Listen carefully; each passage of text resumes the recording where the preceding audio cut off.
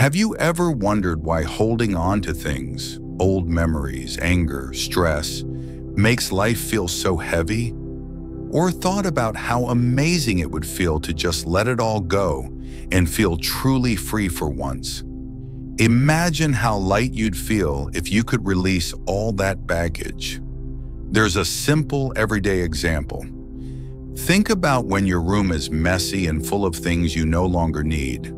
The minute you decide to clean it up and let go of those old items, the whole space feels different, lighter, fresher, and more peaceful.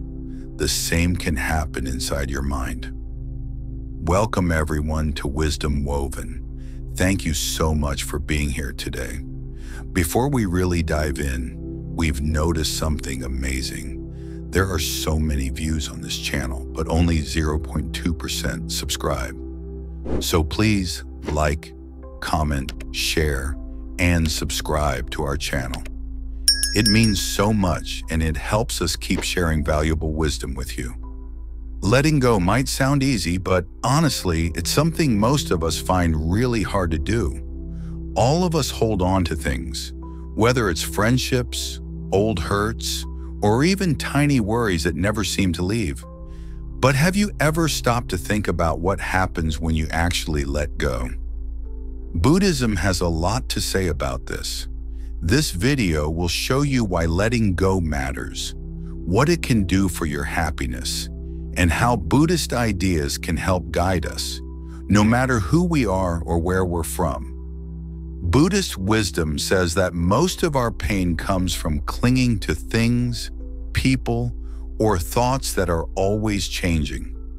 Life is always moving. Nothing stays the same.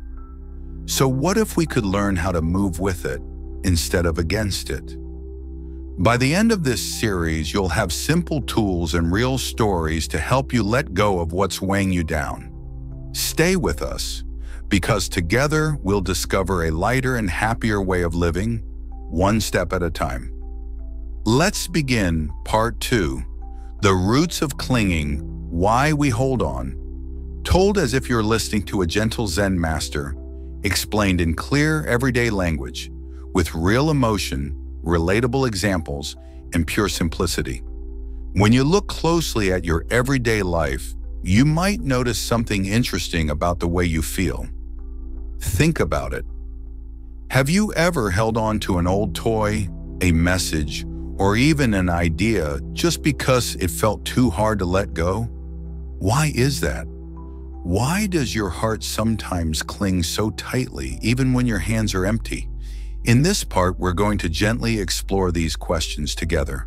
Imagine a small child holding their favorite blanket. The blanket is worn and torn, but to the child it is a treasure. Maybe you have something like that too. A favorite shirt, an old letter, or a memory that keeps floating back. Clinging is not just about things we can see and touch. We cling to words people said, to moments that made us laugh or cry, or even to dreams we once had. Everyone clings sometimes. This is a part of being human. But why? In Buddhism, there is a beautiful story about a monkey in a jar full of rice. The monkey puts its hand into the jar, grabs a handful of rice, and then cannot pull its hand out because the opening is too small for both the hand and the fist of rice. The monkey could be free by letting go, but it wants the rice so badly that it remains stuck. In some ways, all of us are like that monkey. We hold on, even when freedom is right there, waiting for us. Have you ever noticed how your thoughts sometimes swirl around, repeating old worries? You might be doing something else entirely, washing dishes, walking to school, sitting quietly, but those thoughts come back again and again. You remember harsh words from the past. You dream about winning something important, or you worry about losing what you have. This is clinging in action, your mind holding on, sometimes without you even knowing it. But why do we do this? Why don't we just let things go and move on? like the leaves drop from a tree in autumn. Part of the answer lies in fear. Maybe we are afraid that if we let go, we will lose something important. Maybe we believe that the things, memories, or feelings we hold on to make us who we are. Sometimes letting go can feel like stepping into an empty room where everything is new and unknown. That can feel very scary. Let's look at another example. When someone you love moves far away, or when you have to leave a place you like, what do you feel? Sometimes a piece of you wants to hold on tightly, even if holding on only brings sadness. You replay old moments in your mind, wishing things could stay the same. Yet life does not stand still. People change, friendships change, even your own likes. And dreams can change. Nature shows us this truth every day. The sun rises and sets, the seasons turn, flowers bloom then wither. Nothing is still, nothing lasts forever. And that's not a bad thing. That's what keeps life flowing and alive. In Buddhism, the word attachment is often used. Attachment is like a rope that ties your heart to something, making it hard to move freely. And with every attachment comes some fear. Fear of losing, fear of change, fear that things will not turn out as you hope. Sometimes the tighter you hold on, the more anxious you feel. When your hands are full of worries, how can you pick up something new? When your mind is crowded with old stories, how can you notice what's happening right now? Now let's talk about habits. Habits can be comforting, but they can also keep you holding on to things that no longer help you. Remember the old shoes you kept even after they started hurting your feet?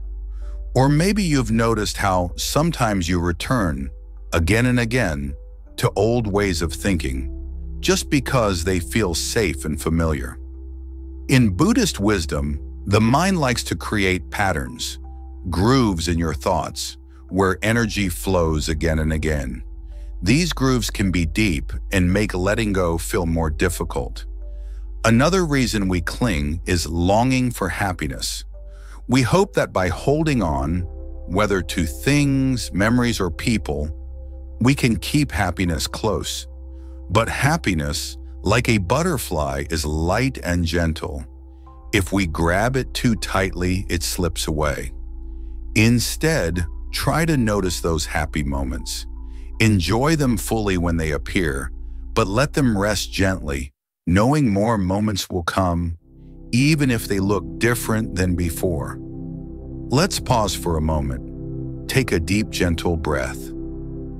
Can you feel any places in your body where you are holding on? Maybe it's a tightness in your chest or shoulders. Maybe it's a swirl of thoughts that won't rest. You don't need to force these feelings away. Just notice them. Say to yourself, I see you there. It's okay. This is the start of letting go. Not fighting, but gently becoming aware. You might ask, is it bad to care about people or things? Of course not. Buddhism does not ask you to stop loving your friends or enjoying your favorite things. Instead, it teaches you to hold your love with open hands. Imagine holding a little bird. If you squeeze too tight, you might hurt it. If you open your hands wide, the bird can fly, and your heart can be happy, whether it stays or goes. In this way, love and freedom can exist together. At the center of Buddhist teaching is the idea that everything changes. This is called impermanence. Nothing is fixed, not even your own thoughts or feelings.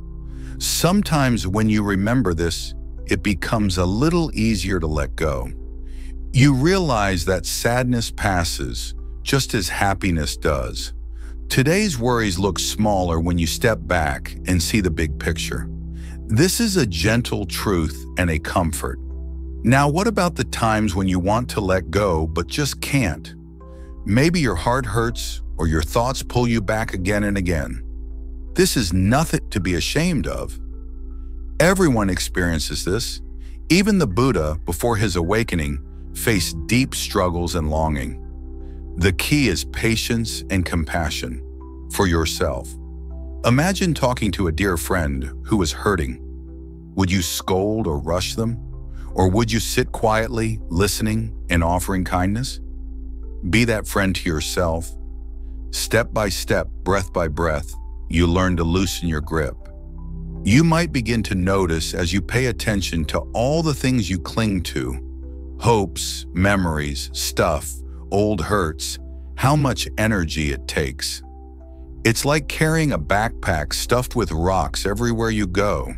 You may not even realize how heavy it is until you set it down for a minute. Suddenly you can stand taller, move more easily, breathe more deeply. Life feels fresher, lighter. Now imagine your life without that heavy backpack. Wouldn't your days feel different? Maybe you'd laugh more, worry less. Maybe you'd try new things, talk to more people, or simply rest peacefully. Letting go is not about losing who you are.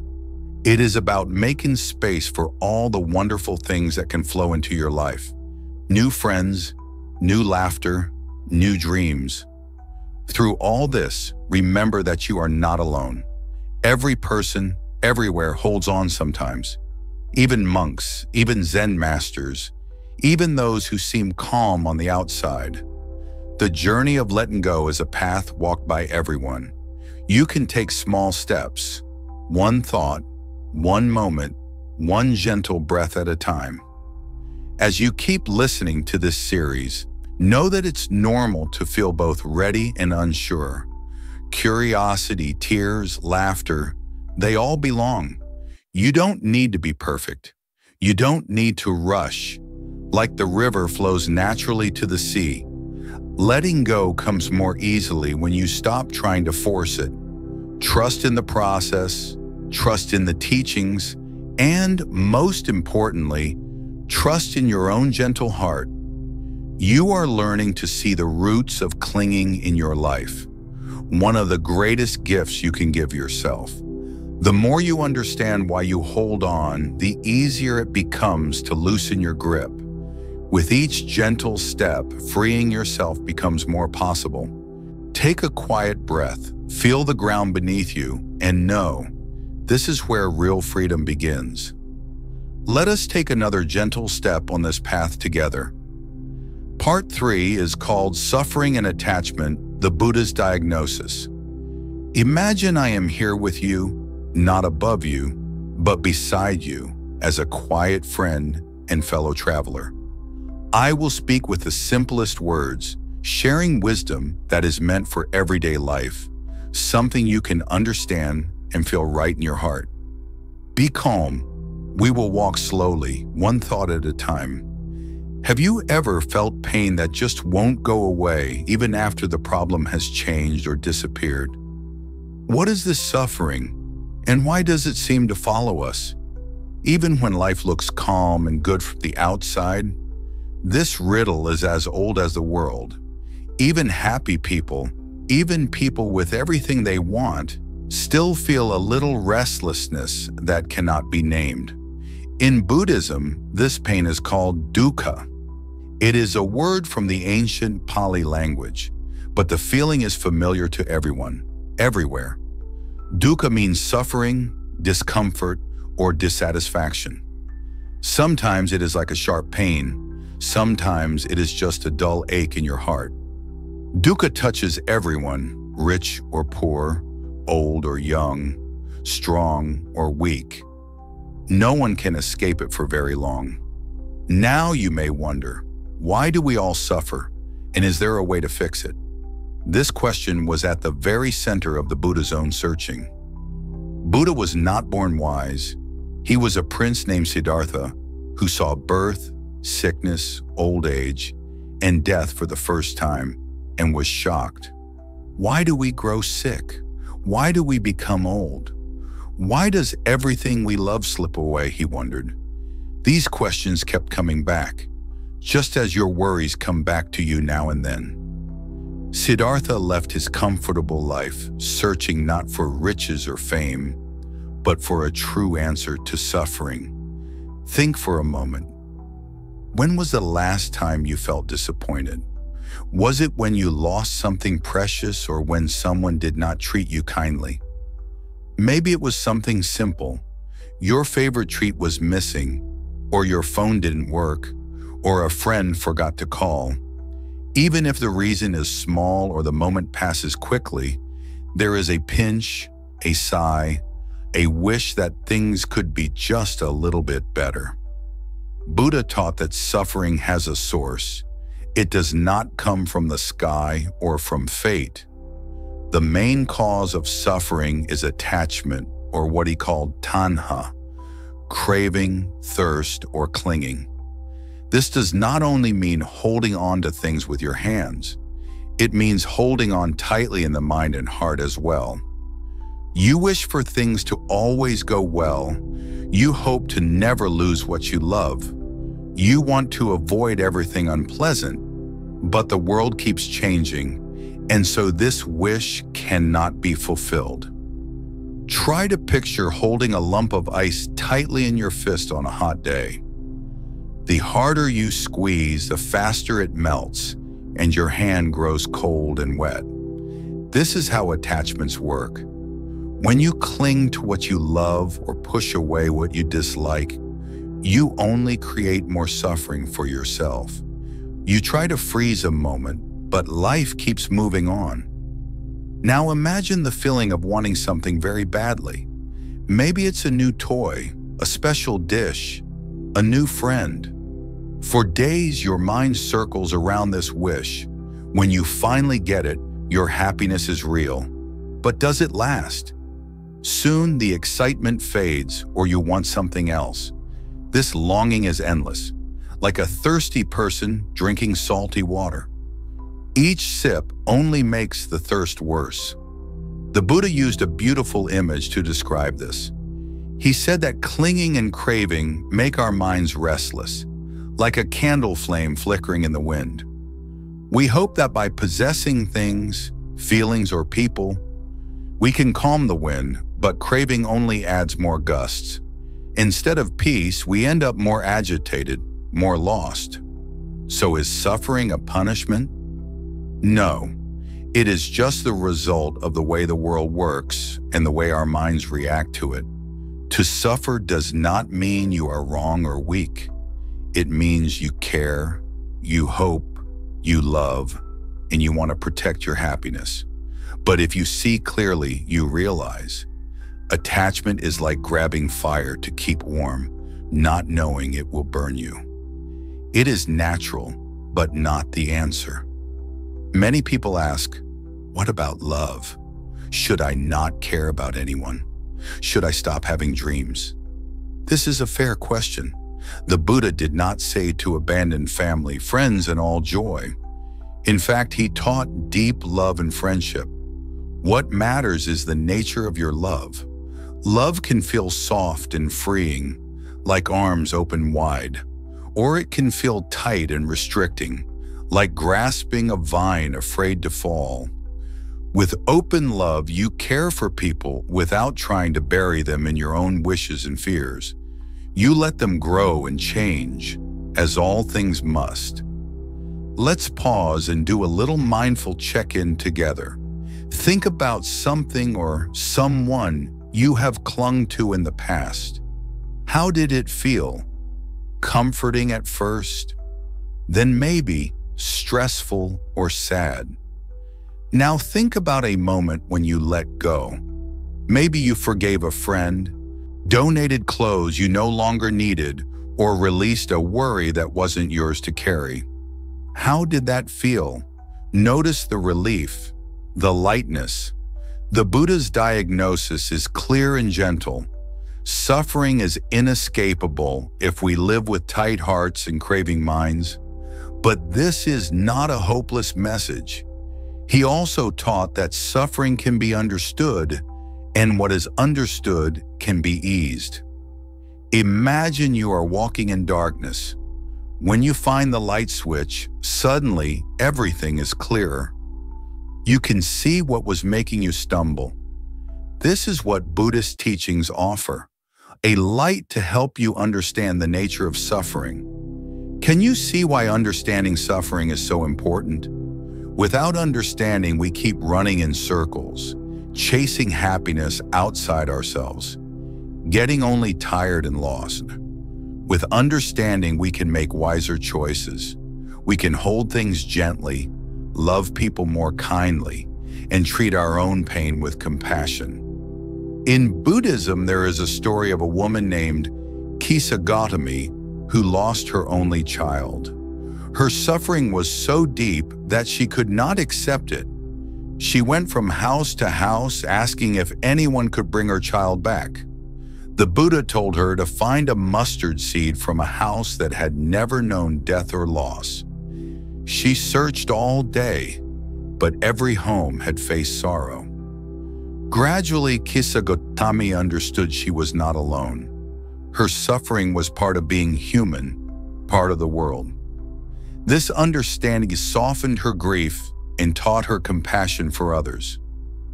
You may not face the same pain, but all suffering, big or small, shares the same source: attachment, craving, and the wish to control what cannot be controlled. It is normal to wish for happiness and avoid pain, but the Buddha helps us see this craving for what it is: a habit, not a rule. Now you might ask, if attachment brings suffering, is it possible to live without attachment? The answer is yes, but it is a gentle, patient path. It does not mean you become cold. It means you see everything: joy, pain, loss, gain, for what it is: temporary, ever-changing, like clouds in the sky. You allow each moment to be without grabbing or pushing away. This is the start of freedom. Sometimes people make life suffering heavier by thinking it is all their fault. But the Buddha's words are like a soft breeze. Suffering is the nature of life, not a punishment only for you. Instead of scolding yourself for feeling pain, you can learn to look at it with open, curious eyes. This is suffering. Where does it come from? What does it teach me? In this way, even pain can become a teacher. Let me give you a small practice to try. Next time you are holding a cup of tea, pause for a moment. Feel its warmth, its comfort. Maybe you love tea, but you know that soon the cup will be empty. Instead of hurrying or wishing the moment could last forever, enjoy each sip. Notice the rising and passing of sounds, flavors, feelings. This is a small way to loosen the grip of attachment. You become present, open, and at peace no matter how many sips remain. In your own life, every small moment is a chance to see how attachment works. Notice the feeling when your favorite show ends, when someone interrupts your plans, or when you lose a game. There is a wish. I want things to be my way. If you can see this wish and smile at it, not judge, not scold, just smile, you begin to soften its power. You start to discover a gentler, freer way to live. Remember, the Buddha was not special or magical. He was a person who saw clearly what makes us suffer, and he wanted to help others find peace. His invitation is not to make your heart hard, but to help it stay soft and open, even in the middle of pain. You may feel at times that suffering is too much or letting go is impossible. Be patient. The process is like learning to walk. Sometimes you stumble, sometimes you fall, but with each small effort, the path becomes easier, the heart lighter. With every mindful breath, you move closer to freedom. It does not matter where you start. All that matters is your willingness to look honestly at your mind, your feelings, your wishes. The teachings of the Buddha are not complicated. They are gentle reminders, like the whisper of wind in the trees, that everything changes, that everything is connected, and that your suffering is a part of what makes you human, and also what can set you free. Bring your questions, your doubts, your hopes with you as we continue. Together, we can learn how to carry life more lightly, how to hold our joys and sorrows with open hands, and how to see that, even in the middle of suffering, there is a path to peace. Let's walk that path together, step by gentle step. Let's continue our peaceful walk together. Part 4 is called The Four Noble Truths Explained. Come sit beside me as I tell you this teaching, shared for thousands of years by gentle hearts and wise teachers. Please listen with an open mind and a soft heart, and let whatever you hear settle where it feels right. You may remember that in the last part, we spoke about suffering, which is called dukkha in the old language. We learned how suffering follows us because of attachment, wanting things to stay the same, or fearing they will change. The Buddha thought deeply about this. After a long search, he found an answer, a way for everyone, not just a few, to understand their pain and find freedom. This answer came in the form of 4 simple, clear truths. The Buddha called these the Four Noble Truths. They are not rules, not magic, not something you must believe without seeing. They are more like directions on a map. They show you where suffering is, where it comes from, how it can end, and the path that leads to that ending. Think of them like the steps a friend writes down for you when you are lost and want to come home. The first noble truth is, there is suffering in life. Simply put, pain and discomfort are a part of being alive. This is not a message meant to make you sad.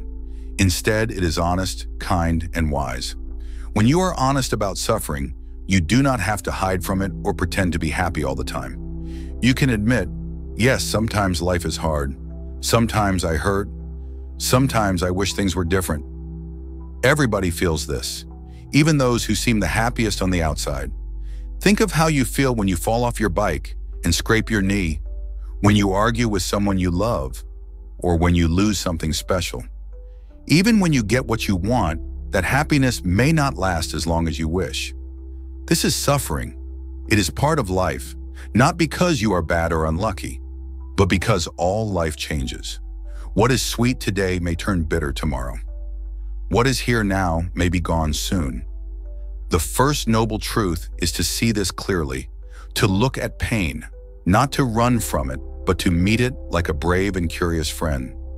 The second noble truth is, suffering has a cause. This is very important.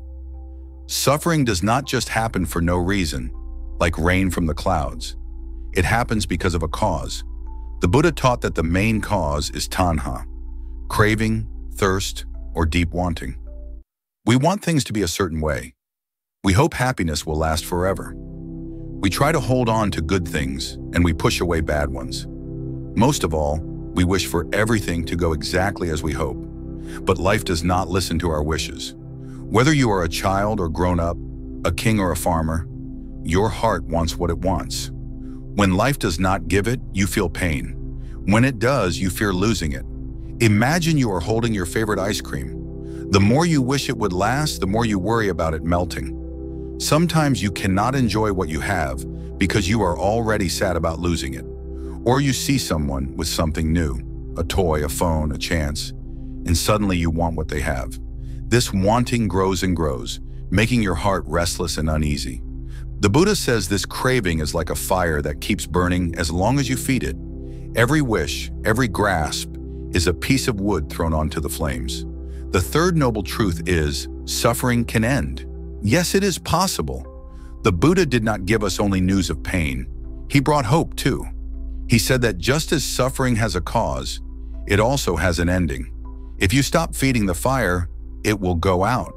If you loosen your grip, relief comes. If you see clearly, craving loses its power. This truth is called nirodha, which means cessation or stopping. It is not about running away or pushing pain aside. It is about seeing how the cycle works and gently stepping out of it. Picture you have been carrying a heavy bag all day and you suddenly put it down. Instantly, your arms feel lighter, your shoulders relax, the weight disappears, not because the world changed, but because you did something differently. When you let go of craving, the worry and pain that come with it start to fade. This is called peace or nirvana, a cool, calm, safe place within yourself.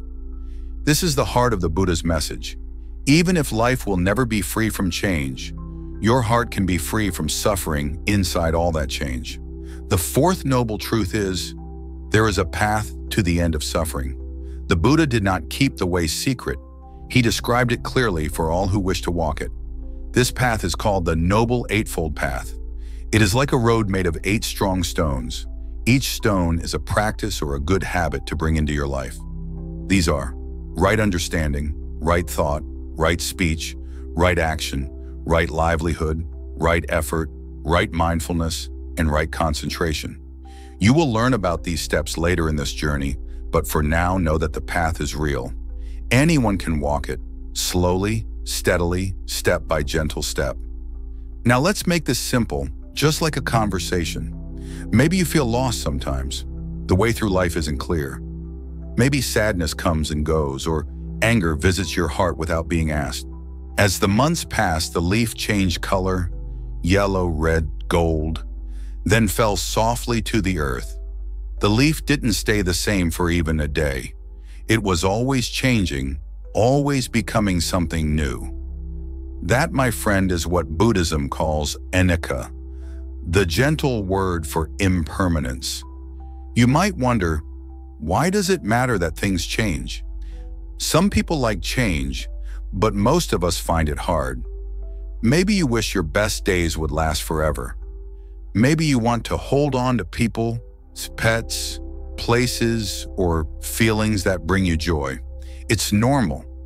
Everyone wants to hold on to good things and push the bad things away. But Buddhists say that all problems come when we try to freeze life in place, to make it hold still like a photo. Life is not a photo. It is a song, constantly shifting in melody, sometimes cheerful and sometimes sad. Let's look at a simple, everyday moment. Imagine you are eating your favorite sweet. Every bite is delicious, but soon the sweet is finished. If you try to hold on to the taste, to keep it forever, you will only feel unhappy when it's gone. But if you enjoy each bite, knowing it won't last, you can feel gratitude and peace. The same is true for laughter, sunshine, even kind words. Everything comes and then it passes. Here is another way to see impermanence. Look at yourself. Were you not once a child, small and curious? Now you are older. Your voice, your height, your hopes have changed. Every single part of you is different from before. Tomorrow you will be different again. The worries that feel heavy now will be lighter someday. The joy that sparkles today may be dull tomorrow. This can feel sad, but it can also be a great comfort. Nothing painful lasts forever. The stormy cloud in your heart will pass by in time. So too will your happiest days. But there will always be new days, new seasons, new chances to smile. Many wise teachers tell this story. A king once asked for a message that would bring him peace, whether he felt happy or sad. His advisors wrote, "This too shall pass." The king read the words on happy days, and they gently reminded him not to cling. He read them on sad days and found hope. Sorrow would change too. These words are a warm reminder that nothing stays for long. Why do we resist change so much? Maybe it's because change can be scary. We like what is familiar, a favorite place, a dear friend, a routine. We want to keep them safe and unchanging.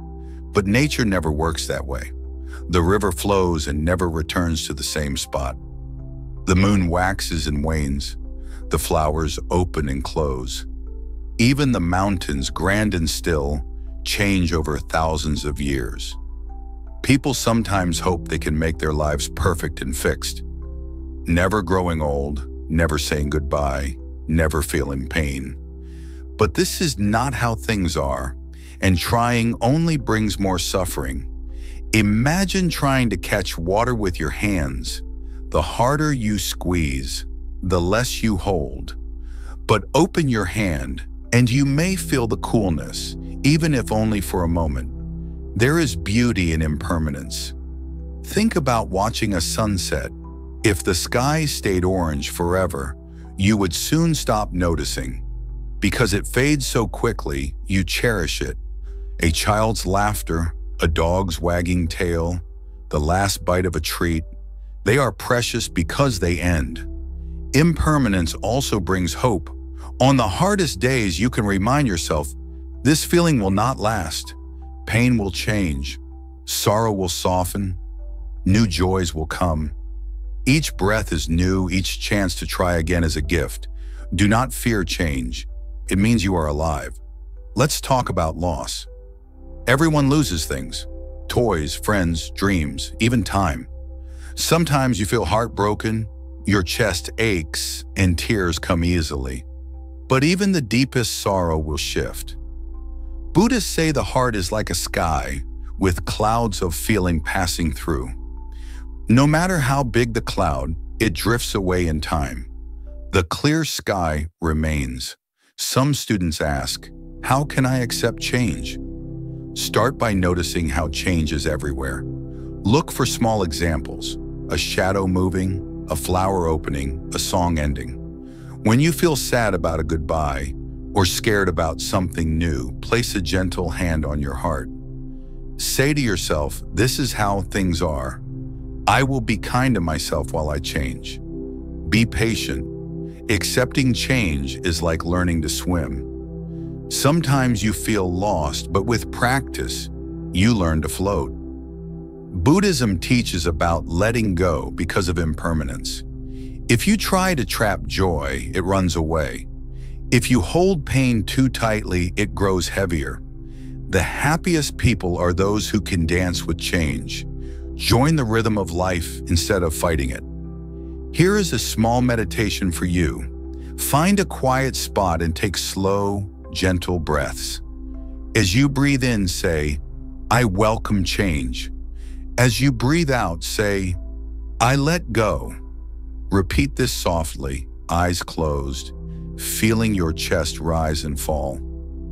Life comes in, life goes out. This practice helps your mind relax into the truth that nothing stays. Sometimes you might feel angry or stubborn, wanting things your way. That's normal. When you notice this, smile at yourself. Say, I see. I wish things would stay the same. It's okay. Gently remind yourself, everything changes and so will I. Over time, this truth will slip into your heart like sunlight. Even our problems change. The worry you had last month might be gone. The mistake that felt huge last year barely matters now. If you can remember this, you can laugh more easily, forgive more quickly, and start over with hope. Buddhists tell a story of the beautiful vase. It is perfect, but the wise owner says, the vase is already broken. This doesn't mean he is sad. It means he understands the vase won't last. Knowing this, he takes extra care and enjoys it while he can. You can treat your joys the same way. Cherish the moments, take care of them, but be ready when they go. Some people think accepting impermanence means not caring about anything. But that's not true. It means caring more deeply with an open heart.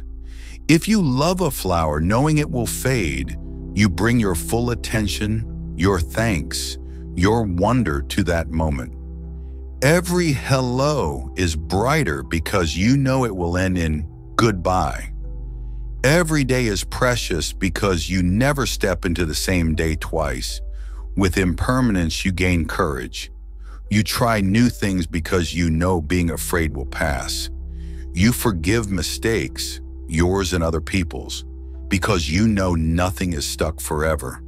With every breath, you are different than before. When you truly see impermanence, you discover freedom. Nothing holds you back for long. Nothing holds you down. Let me tell you one last story. A wise monk once held up a glass of water and asked, "How heavy is this glass?" Students guessed weights. The monk shook his head. "It depends how long you hold it," he said. "If you carry it for a minute, it's light. An hour, and your arm aches. All day, and your arm grows numb. The weight never changes, but the longer you hold, the heavier it feels. It's the same with worries and joys. Hold too tight and you grow tired. Let go, and you feel new again. Remember, the most beautiful gardens grow from change. The seed must crack, the shoot must bend, the flower must fade so new seeds can fall. Every moment is new. If you trust this, you will see gifts everywhere, in every smile, every challenge, every gentle breeze.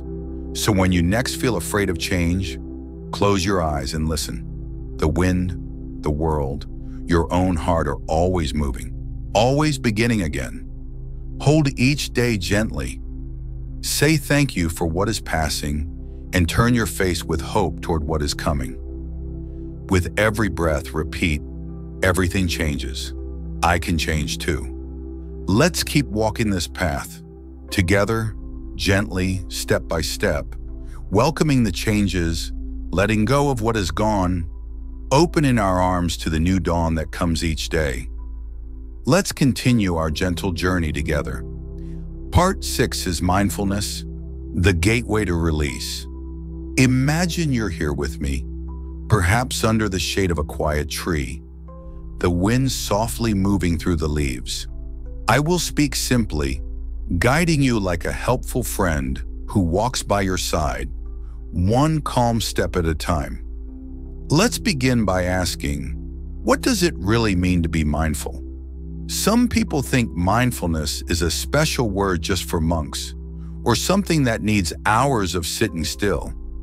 But mindfulness, in its most basic meaning, is just being here, awake to what is happening right now. Think about how often your mind wanders.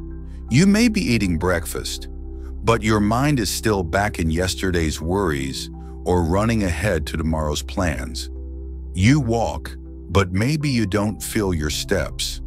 You listen to a song, but your mind is thinking about messages on your phone. Isn't it surprising how much of life slips by while our minds are somewhere else? Mindfulness is simple.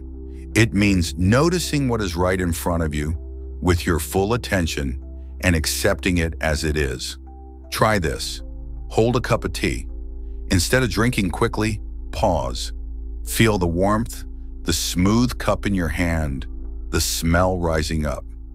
Taste the sip. In this moment, nothing else matters. Only this simple act and your gentle awareness.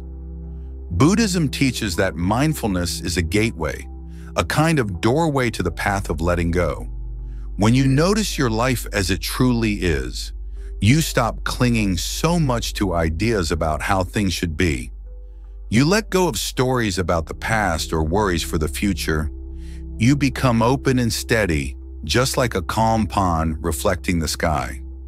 Let me show you how this works through a small story. Imagine a farmer planting seeds. He cannot control the rain or sun. All he can do is be present, caring for the soil, noticing the weeds, watering when it's dry. If he is lost in worries, will the plants grow? Will there be enough to eat? He may miss the joy in each small green shoot. If he resists the work, why must I weed again? Why can't the plants hurry up? He ends up tired and grumpy. But if he pays attention to each part calmly and kindly, the work becomes lighter, even beautiful. Mindfulness is like the farmer's gentle attention. When you practice mindfulness, you become aware of both the world around you and your inner world, the thoughts and feelings that drift by.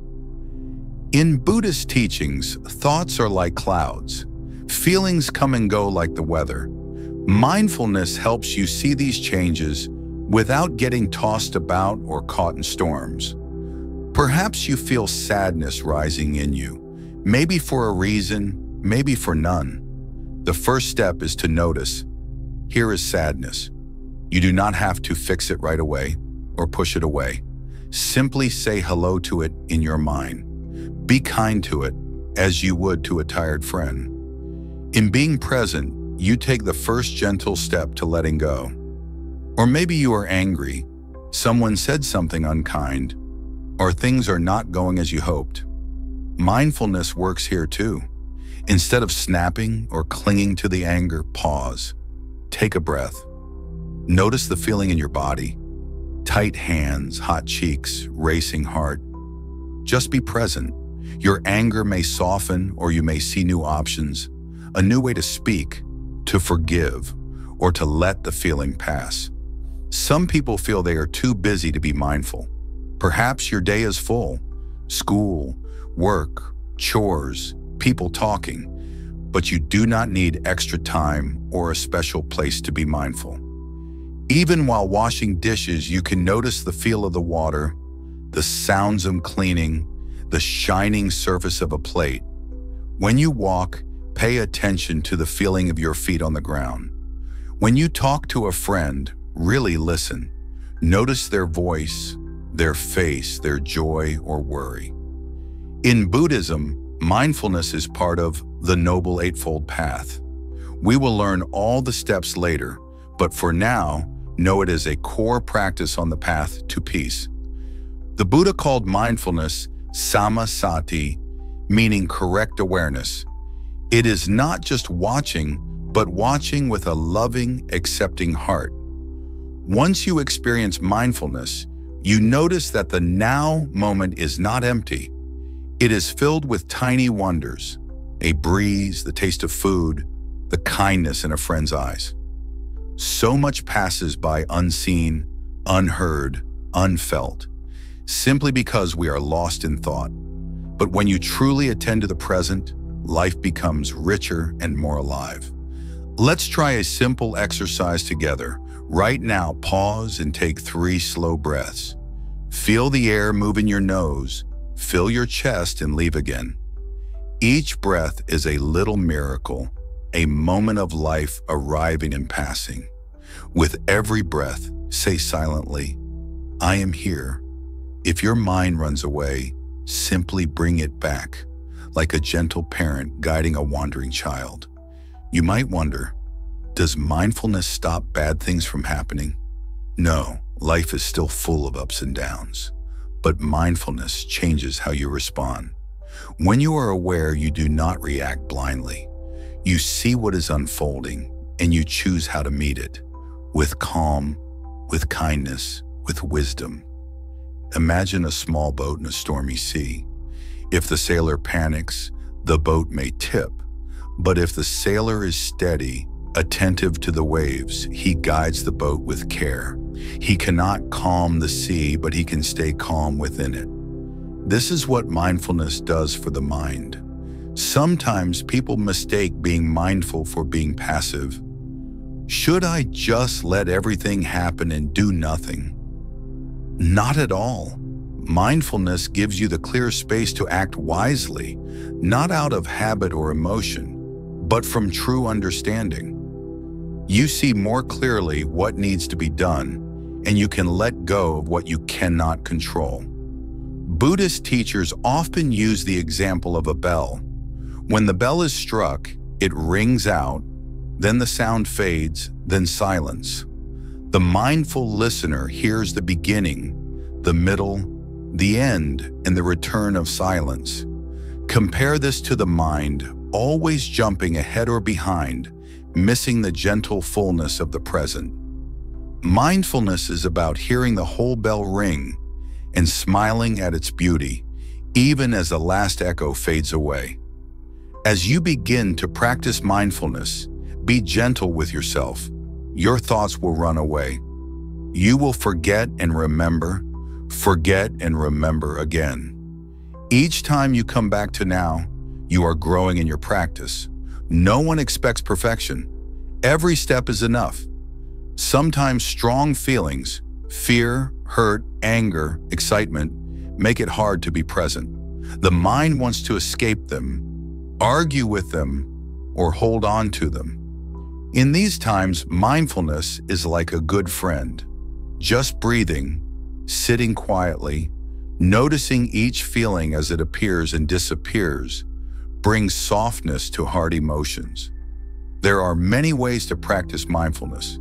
Sitting still, breathing with awareness, watching thoughts come and go, walking slowly, feeling every step, eating mindfully, tasting each bite as if it was the first and last, listening with care, speaking with kindness, resting your attention like a feather wherever you are. When you are truly mindful, letting go becomes easier. You see that every thought and feeling is like a guest, arriving, staying a while, and then leaving. You do not have to chase after them, nor do you need to slam the door shut. You greet each guest, then say goodbye as new ones come. Mindfulness also brings kindness. When you are present, you notice not only your own feelings, but those of others. You see someone's tiredness, someone's worry, someone's joy. You become gentler, less quick to anger, more open to forgiveness. Let me share another story. Once a student asked the Zen master, "How can I escape worry?" The master answered, "When you eat, eat. When you walk, walk. When you sleep, sleep." The student was confused. He wanted a trick, a shortcut. But the answer was simple. Be present in each thing you do. This is true wisdom, easy to understand, but sometimes hard to remember. Over time, as mindfulness becomes your habit, you feel less pulled and pushed by the ups and downs of life. You become like the mountain, steady no matter how the wind blows. You still feel joy, still feel pain, but you do not get lost in them. You welcome each, knowing it will pass. Mindfulness is a practice, not a one-time fix. Some days it is easy. Other days your mind is a wild river, difficult to calm. This is normal. When you struggle, just remember, every moment is a new beginning. Every breath, a chance to start again. So as a gentle teacher, let me invite you to practice a little mindfulness today. Notice one thing deeply, the way sunlight plays on your hand, the taste of your meal, the sound of your breath. Bring your mind home to this moment again and again. Each time you do, you step further along the path of letting go. Mindfulness is not escape from life, but a way to truly meet life as it happens, not with clinging, not with forgetting, but with steady, simple attention. It is the soft key that unlocks the door to peace. Wherever you are, whatever you feel, the doorway is right in front of you, waiting. Just pause, breathe, and walk through, one gentle step at a time. Let's gently walk forward together. Part 7 is understanding emptiness and non-self.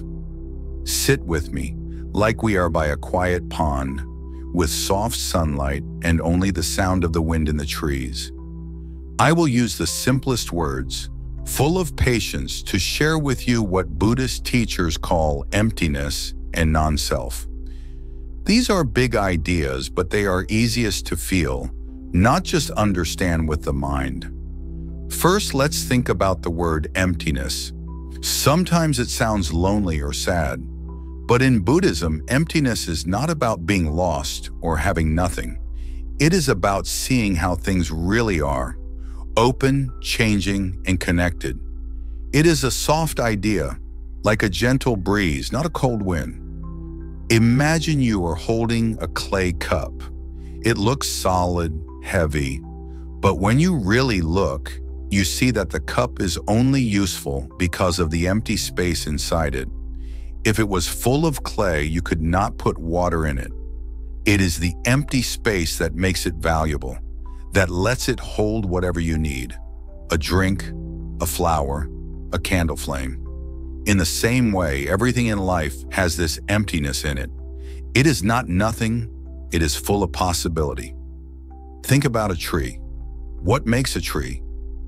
Roots in the soil, water from rain, sunlight, leaves, air. All these come together to create a tree. But can you find a piece called tree that exists all by itself? If you pick off a leaf, it is just a leaf. If you dig up the roots, they are just roots. A tree is made of everything that is not the tree. Earth, sun, sky, even you who notice it. That is emptiness. Everything is here because of many other things. Nothing stands alone. Now, let's turn to non-self, which in old Buddhist words is called anatta. Most of us feel deep inside that there is a little me, like a tiny person living behind our eyes, steering our life. But what happens if you start looking for that me? Is it your body, your thoughts, your name, your memories, your feelings? All of these change all the time. The you of today is different from the you of yesterday. Try this. Remember when you were a small child?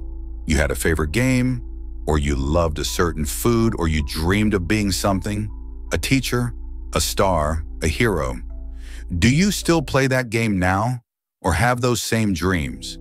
You have changed. New likes, new fears, new hopes. Yet we still hold on to this idea, I am me. The Buddha taught that the self is like a rainbow, a beautiful display made of sunlight and raindrops. You can see it, point at it, admire it, but you cannot put it in a jar or touch it with your hand. The rainbow only appears because of certain causes, when the light, rain, and eyes come together. So too, the self is always changing, always appearing fresh. Let's think about a car. What is a car? 4 tires, an engine, a seat, a wheel. If you take any part away, is it still a car? If you take all the parts apart, is it a car then? Or is it a pile of metal and rubber? The car is a name we give to all these things together, but really it is not a single, forever thing. The same is true for you, for me, for every person, animal, and thing. Some people feel nervous or sad when they first hear about emptiness and non-self. If nothing has a lasting self, am I nothing? That is not what Buddhism says. It says you are not fixed, not trapped. You are free to grow, to change, to become gentle or strong, happy or wise, just like a garden that changes every season. Emptiness is what makes this change possible. If you were frozen and never changed, you could not learn, could not heal, could not love in different ways. Emptiness means you are full of possibility. Imagine, for a moment, a sheet of paper. Where does it come from? A tree, a logger, the rain that grew the tree, the sun that shone, the printer, the teacher who will write on it, the child who will read what's written. All these are in your single sheet of paper. The sheet cannot exist alone. When you look at the paper, you are also looking at the sun, rain, and earth. Emptiness means everything is in everything else. Nothing is alone. Non-self is not a reason to be sad, but a key to peace. When you see you are changeable, you do not have to carry the heavy burden of me, mine, my problem, or my story all by yourself. Just as a river does not hold its water in one place, but flows and refreshes itself each moment, you are free to flow too. Let's pause for a little story. There was once a wise monk known for his laughter. A student came to him and asked, "Master, who are you?" The master simply laughed gently and said, "Sometimes I am happy, sometimes I am sad, sometimes a friend, sometimes alone. I am like the wind. Wherever I go, I bring myself, but never the same self as before." The student smiled. He understood that Who am I does not have a single answer, but is alive, changing every day. You may wonder, if there is no true self, why do I feel so strongly?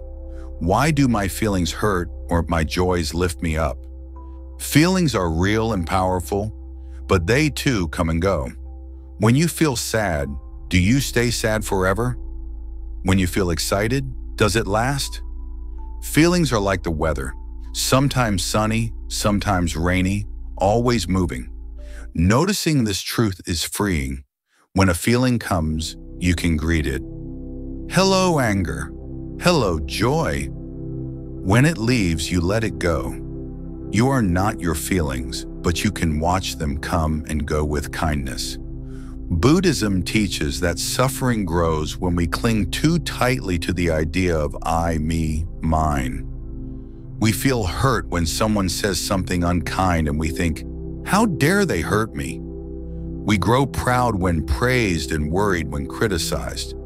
But if you see yourself like a wave in the sea, different from all others, yet made of the same water, you can feel less shaken by wind or storm. Non-self also helps with forgiveness. Suppose someone is angry at you or says something mean. You might hold on, thinking, they hurt me. But if you remember that you are always changing, and so are they, you are less likely to keep that pain in your heart. You can let go, breathe, and move on, just as a cloud floats away.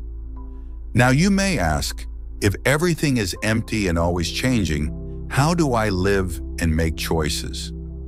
Living with emptiness does not mean you do nothing. It means you are wise about how you act. You take care, you are gentle, you do your best, but you do not cling to success or failure. You try and let go. Each moment is new, a chance to try again. A wise teacher once said, form is empty, emptiness is form. It means that the things you see and touch are not solid, fixed things. They are woven of change. But emptiness is not separate from the world. It is the way the world really is. When you eat, you eat. When you laugh, you laugh. You live fully, knowing everything is always new.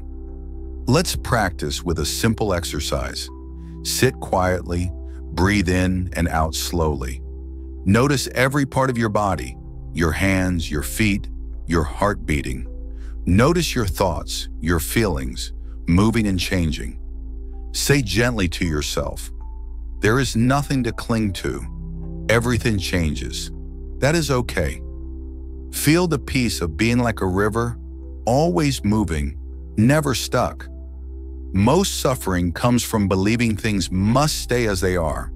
When you are sad, you think you'll be sad forever. When you fail, you think it's the end. But if you remember emptiness and non-self, you see, whatever happens will pass. Whatever pain arises will fade. You are free to try, to rest, to begin again. Let's end with a picture.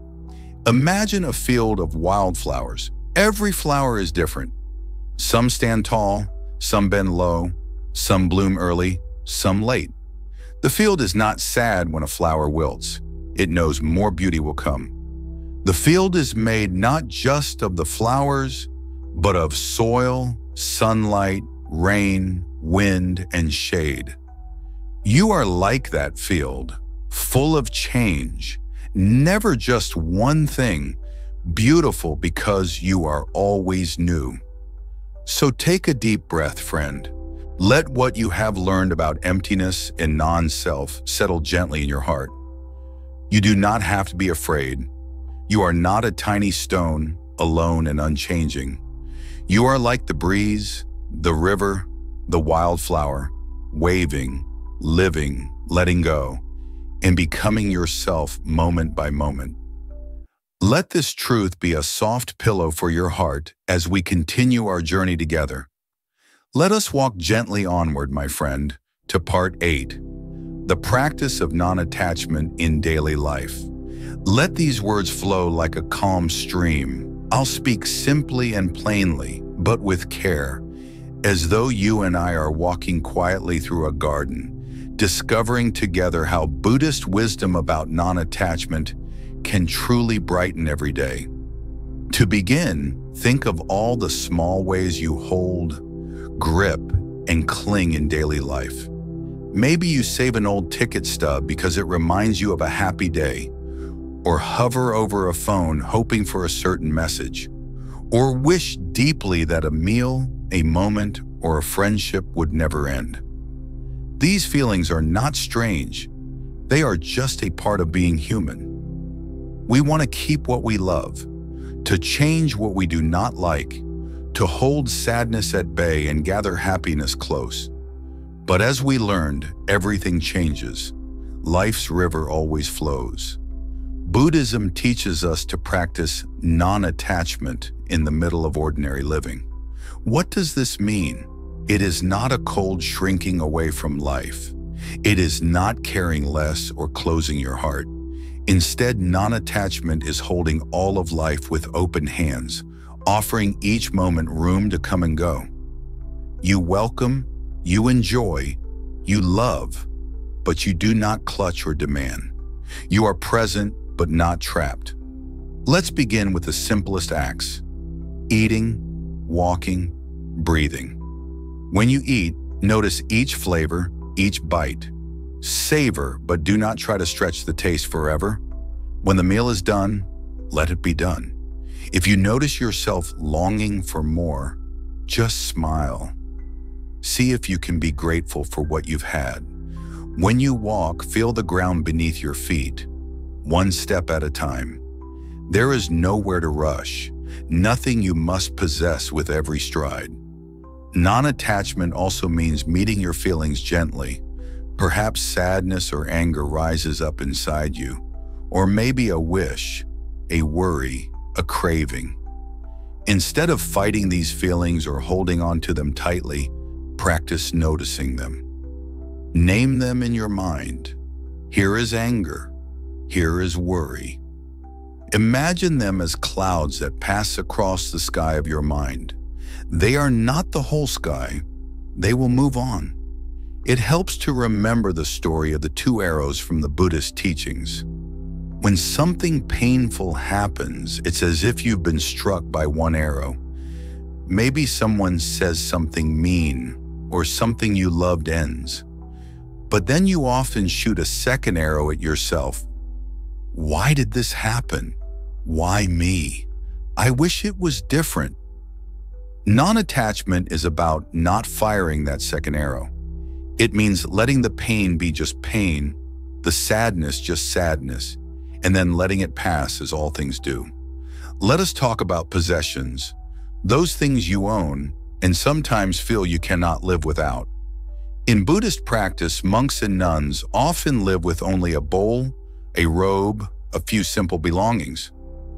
Why so little? Not because things are bad, but because they want freedom in their hearts. In daily life, try letting go of something you do not really need, an old shirt, a gadget, a habit. Notice how your mind reacts. Does it cling or does it feel lighter? Non-attachment is also for your relationships. You love your family, friends, your pets, maybe your plants. True love wants the best for others, even if it means change or distance. When a friend moves away, your heart hurts. That is normal. Practice letting them go with kindness, trusting that love is not about owning, but about wishing well wherever people are. Non-attachment means you can love more fully because you are not trapped by fear or clinging. Work and study offer more chances. Sometimes you want praise, you fear making mistakes. You want to win every day. But the more you chase after perfect grades or constant success, the less peace you feel. Practice non-attachment by doing your best, then letting go of the result. If you win, celebrate gently. If you lose, accept. Each is just a moment, passing like a breeze. Technology, too, can tangle up your heart. Many people scroll and check, hoping for likes, follows, attention. There is nothing wrong with enjoying connection, but notice if your mind becomes addicted. If your mood rises and falls only because of noise on a screen, practice taking little breaks. Put your phone down. Breathe, notice the world around you. Let the mind rest. Money and success are often seen as measures of happiness, but the Buddha taught that chasing after riches is not the path to peace. Have you noticed how a new toy, a new thing, brings joy for a short while, then loses its shine? This is the nature of all things: up, down, here, gone. Practice using what you have wisely, sharing when you can, and not gripping tightly to every coin or hope of fame.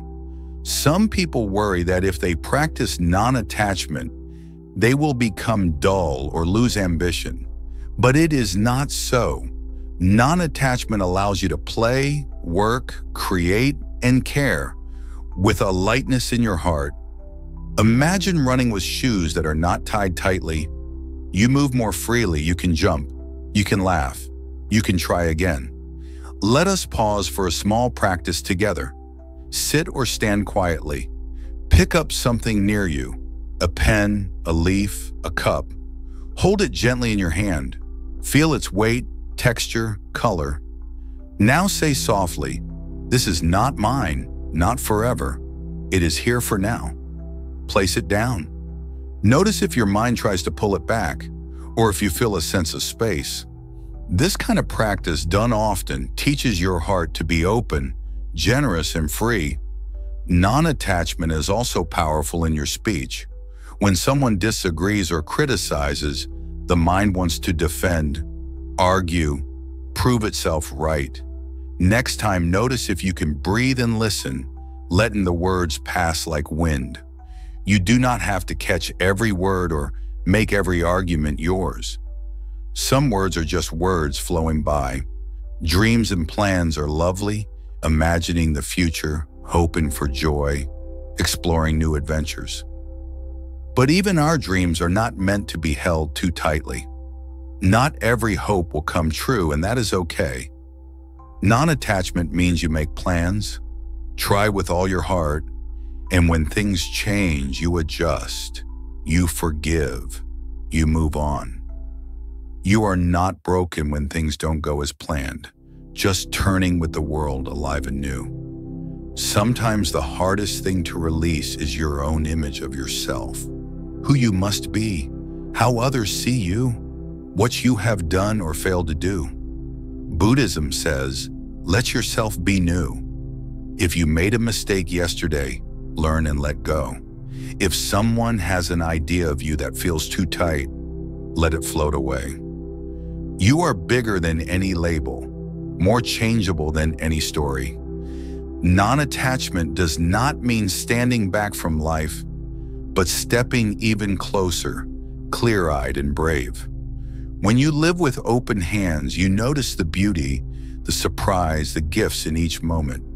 You do not waste energy clinging to what must go or hating what cannot be changed.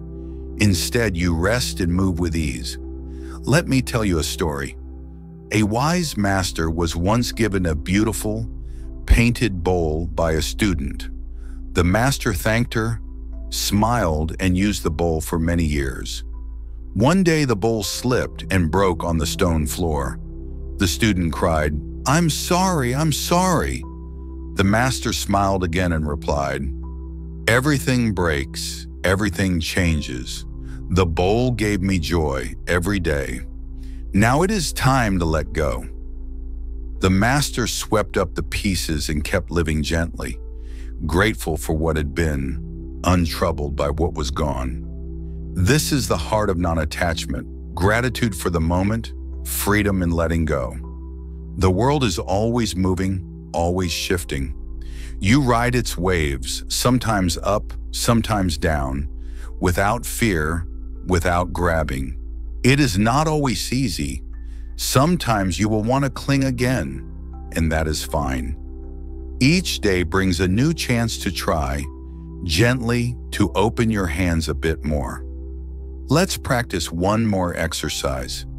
Tonight or tomorrow, before you fall asleep, list 3 things you enjoyed today. Then, in your mind, say thank you and let each one go, like releasing soft balloons into the sky. Notice how your heart feels, emptier perhaps, but also lighter. Trust that tomorrow will bring new joys, new lessons. In the end, non-attachment is a gift to yourself and to others. Those around you feel your freedom, your lack of clinging, your willingness to let everyone and everything be themselves. You become kinder, more patient, more awake to the shimmering beauty of every ordinary thing. So walk, eat, play, rest and love with open hands. Let go when the time comes. Trust that life, like the sky, is always here, holding every change, every passing moment, every soft and precious now. And know that in this gentle letting go, true happiness and peace can finally grow. Let's continue gently along this path together. Part 9 is the Eightfold Path, Roadmap to Liberation.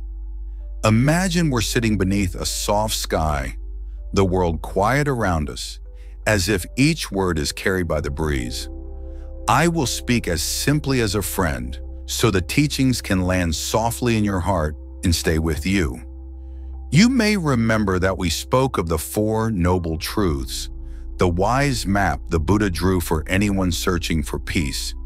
He did not leave us lost, only knowing suffering and its causes. He also showed us the way out. This way is called the Noble Eightfold Path. Think of it as steps on a small footbridge that carries you one careful step at a time, from confusion and struggle toward openness and deep ease. Some might imagine this path is a list of rules or a burden, but it is more like a set of gentle reminders for living peacefully. You do not have to be perfect at all of them every day. It is a practice, not a contest, a road you can walk slowly, pausing as often as you wish. The Eightfold Path is made up of 8 parts, but in truth, each is connected to the others, just as the branches of a tree grow from the same trunk, waving together in the wind. 1. Right understanding. This is seeing things as they are, not as you wish them to be or fear they might become. It's the wisdom to notice that suffering exists, things change, and clinging causes pain. With right understanding, you do not run away from problems, nor blame others for your unhappiness. You look closely and see clearly. 2. Right thought. These are the gentle intentions you set in your mind. It means thinking with kindness, aiming for goodwill, wishing for peace instead of harm. Instead of worrying, how can I win, you ask, how can I live wisely and kindly today? These thoughts are like seeds growing into actions. 3. Right speech. Words can hurt or heal. They are powerful. Right speech is about using words to help, never to harm. It means telling the truth, speaking with respect, not gossiping, not shouting in anger. The Buddha taught that before you speak, ask, is it true? Is it kind? Is it necessary? This practice brings harmony and trust. 4. Right action. These are the things you do with your body. Right action means acting with honesty, respect for all living things, and caring for others. Do not steal. Do not harm. Do not act out of anger. Simple acts, a helping hand, feeding an animal, caring for the earth, are all right actions. Every small act of kindness matters. 5. Right livelihood. This is about how you earn your living. Right livelihood means choosing work that does not harm others or fill you with guilt or regret. The Buddha taught to avoid work that causes suffering, like trading in weapons, living things, intoxicants, or spreading harm. Choose what adds goodness to the world. 6. Right effort.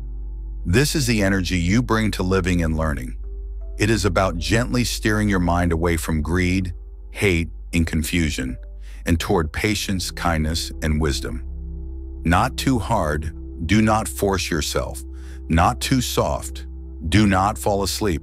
Like a gardener, you pull out weeds and water good seeds, step by patient step. 7. Right mindfulness. Mindfulness, we learned, is the art of being awake in the moment without clinging or pushing away. On this path, mindfulness means noticing each thought, feeling and action as they arise, lovingly, curiously, gently. It is the lamp that lights your walk so you do not stumble. 8. Right concentration, sometimes called right meditation. This is about focusing your mind. Like water settling in a glass, a concentrated mind becomes clear and calm. You sit quietly. You watch your breath. You let the noise settle. In this calm, wisdom grows and peace appears. Let's imagine these 8 steps like a circle, not a straight line. You may practice right speech one day, focus on right effort another. Each gives strength to the others. You do not need to race. Take one step. If you forget or make a mistake, you can always begin again. Let's talk about what the path feels like in daily life, in language you can feel. Maybe your morning starts with worry, homework hasn't gone well, or someone was sharp with you last night. As you begin your day, remember right understanding. Feelings change. Mistakes are part of learning. Right thought. May I be gentle with myself today. Right speech. Maybe you choose to apologize to a friend or simply greet someone kindly. Throughout your day, troubles may come. Someone cuts in line. You lose something. You are blamed unfairly. Right action. Instead of acting in anger, you pause and breathe. Maybe choose to forgive. Right effort. You notice frustration, but gently let it go and turn your mind to gratitude or patience. Grown-ups too practice right livelihood. Parents try to choose honest work, shop mindfully, or support what helps others. No one is perfect here. Allow yourself and others the space to try, fail, and try again. Perhaps you notice your mind jumping from thought to thought or holding on to an argument. Right mindfulness calls you home. What am I feeling right now? Can I be with it without getting swept away? In quiet moments, right concentration calms your worries. Maybe you take just 5 breaths, letting your thoughts settle and your heart rest. The Eightfold Path is not a heavy burden, but a gentle guide for living well. You can think of it like a compass, always pointing you toward peace and kindness, no matter what wind blows. It is a way to train the mind and heart to meet life's changes with courage, honesty, and compassion. People sometimes think following this path means giving up all fun, all dreams, all passion. But it is not so. The Buddha never wanted people to live in fear or self-punishment. This path helps you play more freely, love more deeply, and face sadness with a brave spirit. It shows that true happiness does not come from clinging, but from openness and a heart at ease. Let's try a small practice together. Tonight, before you sleep, choose just one part of the path to bring into your heart for tomorrow. Maybe right speech. Decide to speak only words that help. Or right mindfulness. Try to notice your thoughts, just noticing, not judging. Or right effort. When you catch yourself complaining, look for something to be thankful for instead. One step is enough. The path is always there, waiting, as close as the next breath. You will make mistakes. Some days you will forget. Some days your mind will be wild and your heart heavy. On those days, begin again. The Eightfold Path is for imperfect people. Even the wisest teacher sometimes slips, then smiles and steps on. In the end, this path offers freedom, not from life, but from the suffering brought by clinging and confusion. Each step helps you let go and live more lightly. You discover a peace that is gentle, quiet, steady, waiting in you always, no matter the storms outside. So let us keep walking together, friend, with gentle hearts and quiet courage. The bridge is always beneath your feet, carrying you ever forward softly, step after step, to the place where freedom and kindness grow side by side. Let's find a quiet place together for part 10. Meditation, techniques for letting go.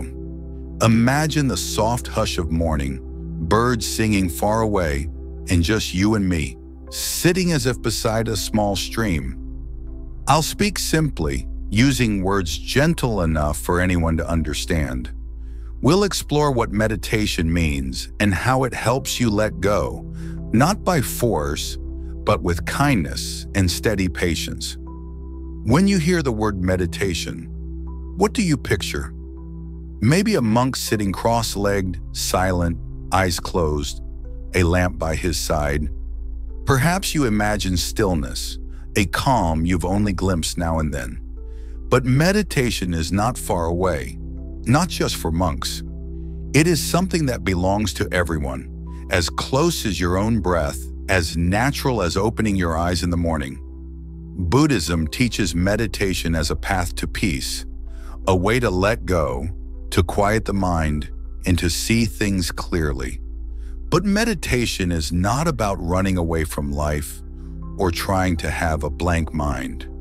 It's about meeting every part of yourself, gently and honestly. Let's start with the breath, the most ancient practice and the simplest. Everyone breathes, but how often do you notice it? Sit comfortably. Close your eyes if you wish. Feel the breath moving in and out of your nose. You do not have to change it, just notice. Air coming in, air going out. Imagine your breath as a friend, always with you, always there when you return. As you watch your breath, thoughts appear. Worries, memories, plans, old stories. Don't try to chase them away or grab hold. Let each thought be a cloud in the sky. It drifts in, floats by, and disappears. You might get caught, pulled into thinking. Lost for a while, that's normal. When you notice, bring your mind back gently to the breath. No scolding, no rushing, just a soft return. This is one way to let go, not by pushing away, but by seeing, noticing, and lovingly returning to now. Hey, imagine if you could treat every upset, every craving, every restless worry this way. Notice it, let it be, and return kindly to calm. Some people think meditation means sitting very still for a long time, but you can begin with just a few minutes. Even a single mindful breath is meditation. The secret is not in the length of time, but in the quality of attention. You can meditate while sitting, walking, even eating or washing dishes, as long as you are present, open, and gentle. There are many meditation techniques. Let's explore a few together, each simple enough for anyone to try. The first is breath meditation. As explained, you find a comfortable seat, set a gentle intention. I will watch my breath, and patiently return whenever you are pulled away. Sometimes you can count each breath, 1 on the inhale, 2 on the exhale, and so on up to 10, then start again. If you lose count, just begin anew. Another is body scan meditation. Here you bring awareness to each part of your body, from toes to head. Sit quietly. Notice your toes. Are they warm, cool, tight, relaxed? Breathe in, breathe out. Move your awareness up to ankles, shins, knees, thighs, belly, heart, chest, hands, arms, shoulders, neck, face, top of the head. Each part gets your kindness, your attention. If you find tension, You soften it with breath.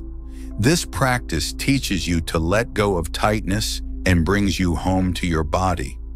Walking meditation is another beautiful practice. You walk slowly, feeling each part of the movement, lifting the foot, swinging it forward, placing it down. You notice you're standing, you're moving the world around you. Each step is a small miracle, each movement an invitation to be fully here. When the mind wanders, return to the feel of your feet and the earth beneath you. Meditation can also help you let go of difficult feelings. Suppose you notice anger, sit with it, not pushing, not grabbing. Say silently, "Here is anger." Where do you feel it? In your chest, your hands, your jaw. Breathe into that place. Let the anger be there, like a wild animal you are learning to watch without fear. Over time, difficult feelings lose their force. They arise, stay a while, then fade.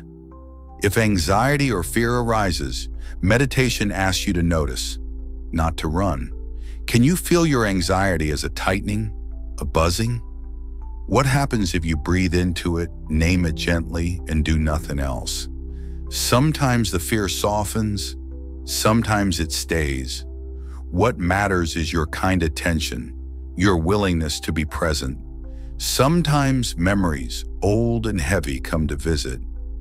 In meditation, you practice not turning away, but sitting quietly, breathing, allowing the memory to pass through like a shadow across your wall. Over time, the grip of old stories loosens. You become less caught, more free. Metta, or loving kindness meditation, is another gentle technique. You sit and silently repeat phrases like, "May I be safe, may I be happy, may I be healthy, may I live with ease." You start with yourself, then extend the wishes to others. First a loved one, then a neutral person, then someone difficult, then all beings everywhere. May all beings be safe, happy, healthy, at ease. This practice helps you let go of anger and make room for kindness. Buddhist meditation is not about perfection or reaching a special state. It is about making friends with your own mind. Some days it is stormy, some days peaceful. The practice is to return again and again to the breath, to this moment, to the truth of change. You might ask, what is the point of meditation? Is it to stop thinking? Not at all. The point is to see clearly. When you meditate, you learn that thoughts and feelings are visitors. You do not have to believe every thought or follow every feeling. You have a choice.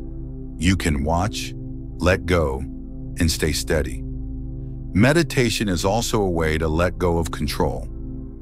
Often we try to force our lives to match our wishes, to silence every bad thought, to never feel pain again. But the mind is like a puppy. It will wander, get distracted, sometimes make a mess.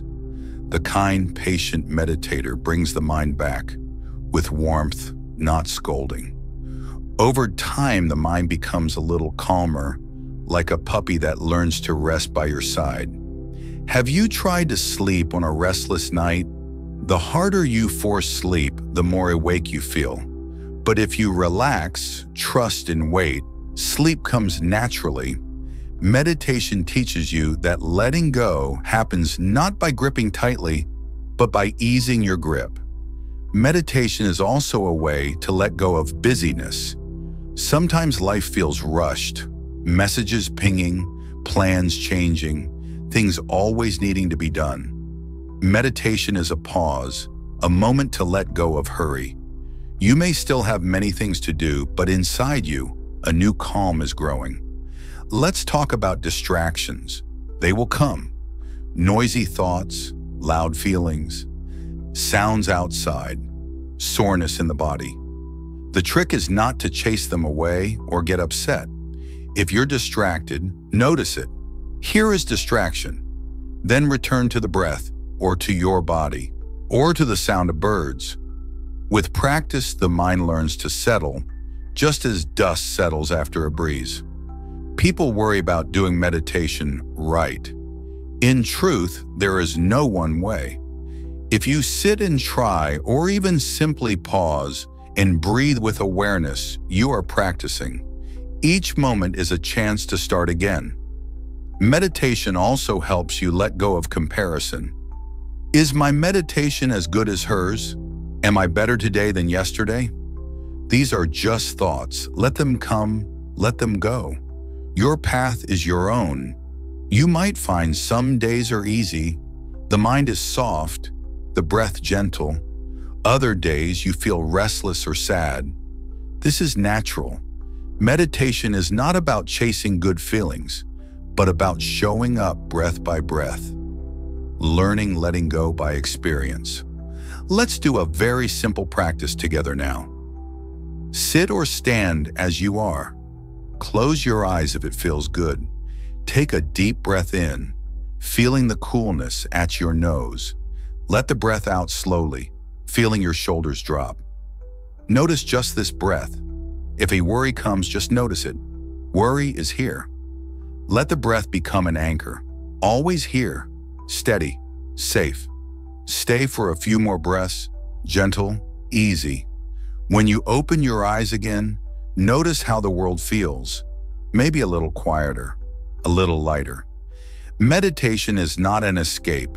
It is a gentle training for the heart and mind, a way to see the world with soft eyes and to let go a little each day. If you practice regularly, even 5 minutes a day, you build a space inside you that is open, kind, steady. Letting go does not mean you lose interest in life. It means you see more clearly. You act with less fear, more wisdom. You notice when you are clinging and set it down, like putting heavy bags on the ground after a long walk. Remember, meditation is a lifelong friend. Whenever you need peace, or space, or a way back to yourself, it is waiting for you. No special tools are needed, just your breath and your gentle intention. As days pass, you may notice that you get a little less upset, a little less attached to passing feelings, a little lighter in your heart. So friend, practice a little each day. Notice your breath. Let your thoughts rise and fall. Be kind when you are distracted. In this way, step by small step, you will discover the gentle art of letting go. Not by force, but with patience, kindness, and trust. The peace you seek is closer than you think. It lives in every gentle breath, every quiet attention, every letting go, again and again. Let's walk on, always together, in peace. Let us take a soft breath together as we begin. Part 11, Loving Kindness and Compassion. Letting go with the heart. Imagine we are in a quiet garden, the air gentle and warm, flowers blooming, trees swaying lightly. I will share my words simply and slowly, like a story meant for the heart. We will listen to the rhythm of loving kindness and compassion and see how these help us truly let go, not by becoming hard or cold, but by opening our hearts wide to the world. Loving kindness is called metta in Buddhist teachings. It means having a heart that wishes good for all, a steady feeling of friendliness, whether times are easy or hard. Think of the sun. It shines on everyone, not choosing favorites. In the same way, metta is the sunlight of your heart, wishing happiness for yourself and every person you meet, even those who are difficult or distant. Compassion is karuna. It is the wish to help when there is pain, not because you must, but because you care. Like a mother comforting her child, or a friend reaching out with a gentle hand, compassion is love put into action. Small or big, a kind word or a meal shared, compassion makes the burdens lighter. Let's talk about how these qualities are gentle helpers when we are trying to let go. Sometimes, letting go sounds like pushing away, I don't need you, or I don't care anymore. But in Buddhism, true release is soft, not harsh. You let go by seeing your connections with kindness, and you loosen your grip with gentle compassion. Imagine you are angry with someone. Your mind circles around old hurts, harsh words, things you wish were different. Anger is like a fire. It can burn you if you hold it too tightly. What happens if instead you send a quiet wish of loving kindness? May you be happy, may you be at peace. To this person, even through your frustration, sometimes the anger softens. You begin to understand they also wish to be happy, just as you do. This doesn't mean you agree with what they've done, but you stop the pain from growing inside your own heart. Loving kindness is also for yourself. Many people try to let go by scolding themselves. Why am I so weak? Why can't I move on? This only makes letting go harder. Imagine instead treating yourself as you would a small child. Gentle, encouraging, never harsh. Say softly, "It's okay, I'm learning. May I be patient with my heart." This kindness helps you loosen your grip and move forward in peace. Compassion, too, is not just for others, but for your own journey. When pain or sorrow appears, many people try to deny or run away. But compassion asks you to stay, to notice, and to care. Sit quietly when your heart aches and say, "This is suffering, and all humans suffer. May I be kind to myself." Let the feeling be held in a soft space, not squeezed or hidden. In daily life, you can practice loving kindness everywhere. Walking, you wish each person you see happiness, just in your mind. On a crowded street, in a noisy class, or even among strangers, you can send gentle wishes, wordless and secret. May you be safe, may you be well. You become a quiet fountain, filling the world with warmth. Let us try a practice together, simple and deep. Sit quietly and let your eyes close if you wish. Bring to mind someone you care about. Picture their face. Silently wish for them. May you be happy, may you be healthy, may you live with ease. Next, think of yourself. See your own face as if in a mirror. Wish the same. May I be happy, may I be healthy, may I live with ease. Now think of someone you barely know, a neighbor, a person who serves food, a teacher, a bus driver. Wish for them too. May you be happy, may you be healthy, may you live with ease. If you feel brave, imagine someone with whom you have trouble. Wish for them, may you be happy. The heart may resist at first, but keep trying. Softly, kindly, patiently, your heart grows wider. What does this have to do with letting go? Quite simply, love and kindness loosen the knots in the heart. When you wish well, you stop needing to control everything. People, feelings, outcomes. You become more open, trusting that you can survive sadness and delight, anger and peace.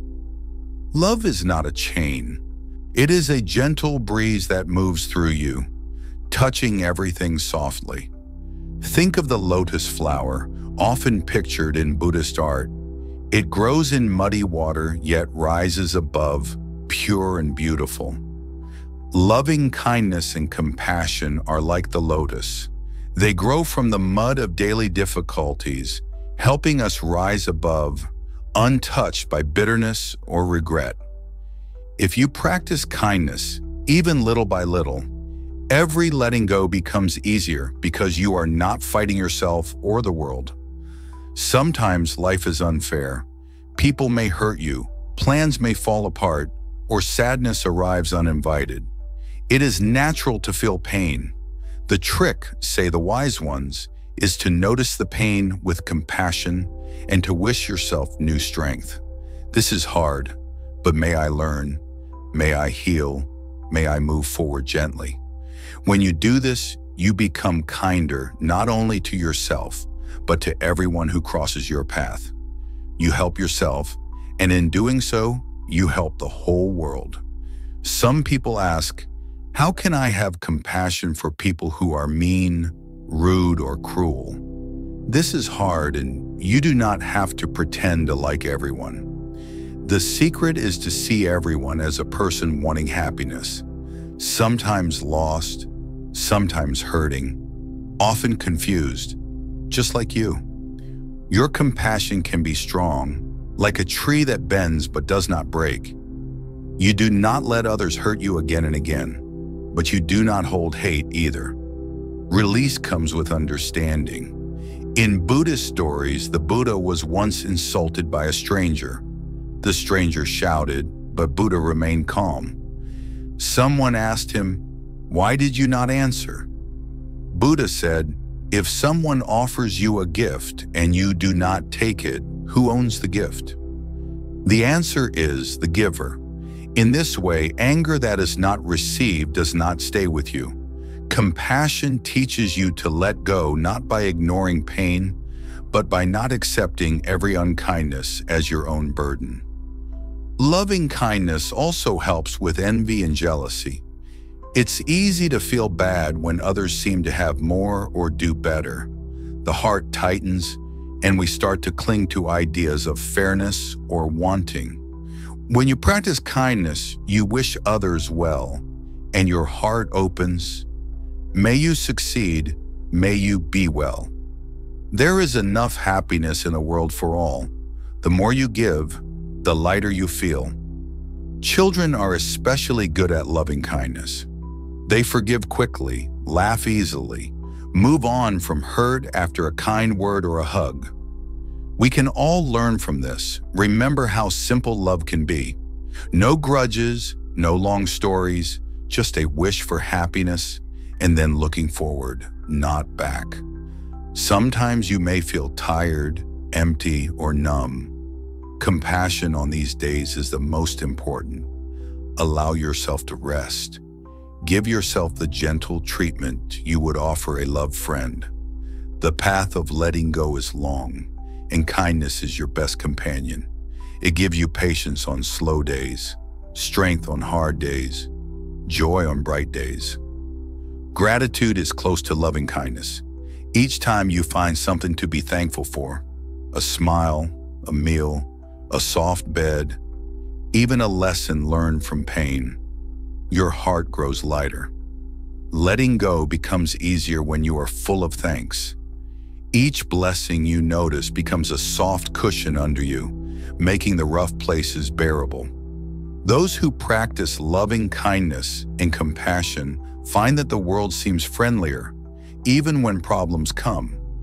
Life is still uncertain, change still happens, but you do not feel so lonely or afraid. You become as a lamp in the dark, shining quietly, guiding yourself and others even when the path is unclear. So, dear friend, remember, the secret to letting go is not releasing with a closed heart, but opening your hands with love. Whether you are happy or sad, surrounded by people or alone, busy or still, you can always choose kindness. With every gentle wish, every act of compassion, you strengthen your ability to let go, not losing, but gaining freedom and peace. Let us keep walking this way, one loving breath at a time, heart wide open, ready for whatever comes next.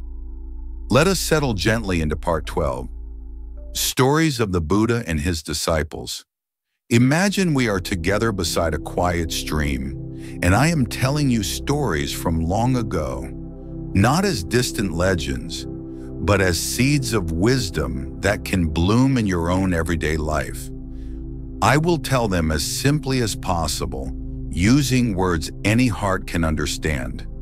And after each story, we will pause to notice what it teaches us about letting go.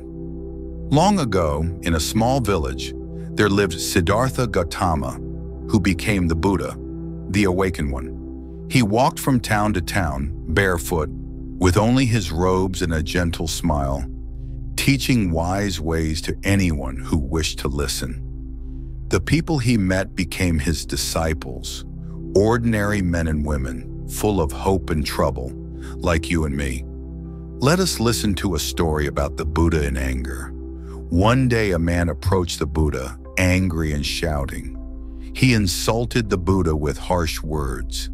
The Buddha remained calm, listening without responding. The man's voice grew tired. Finally, the Buddha spoke softly. If you offer someone a gift and they do not take it, to whom does the gift belong? The man replied, to the giver. Buddha smiled. I do not accept your anger. It stays with you. The man was surprised. In that gentle moment, he saw that carrying anger only hurts the one who holds it. This tale teaches us, letting go of anger is not weakness, but wisdom. You can choose not to carry the burden. There is a story about a wandering monk in an old heavy bag. The monk, new to Buddha's teachings, carried a sack everywhere, full of things he thought he needed. It was so heavy his back hurt and his feet grew sore. Watching, the Buddha asked, "Why do you carry this bag?" The monk answered, "These are things I cannot leave behind." The Buddha said, "Is any of it needed for this moment?" The monk shook his head and laughed, then emptied the sack, lighter at once. This story tells us, often what we carry weighs us down more than we know. To let go is to walk lighter. A dear disciple, Ananda, was Buddha's cousin and close companion. Ananda loved the Buddha very much and feared losing him. One evening, Buddha became ill, and Ananda wept with worry. Buddha gently told Ananda, "Love that clings brings sorrow.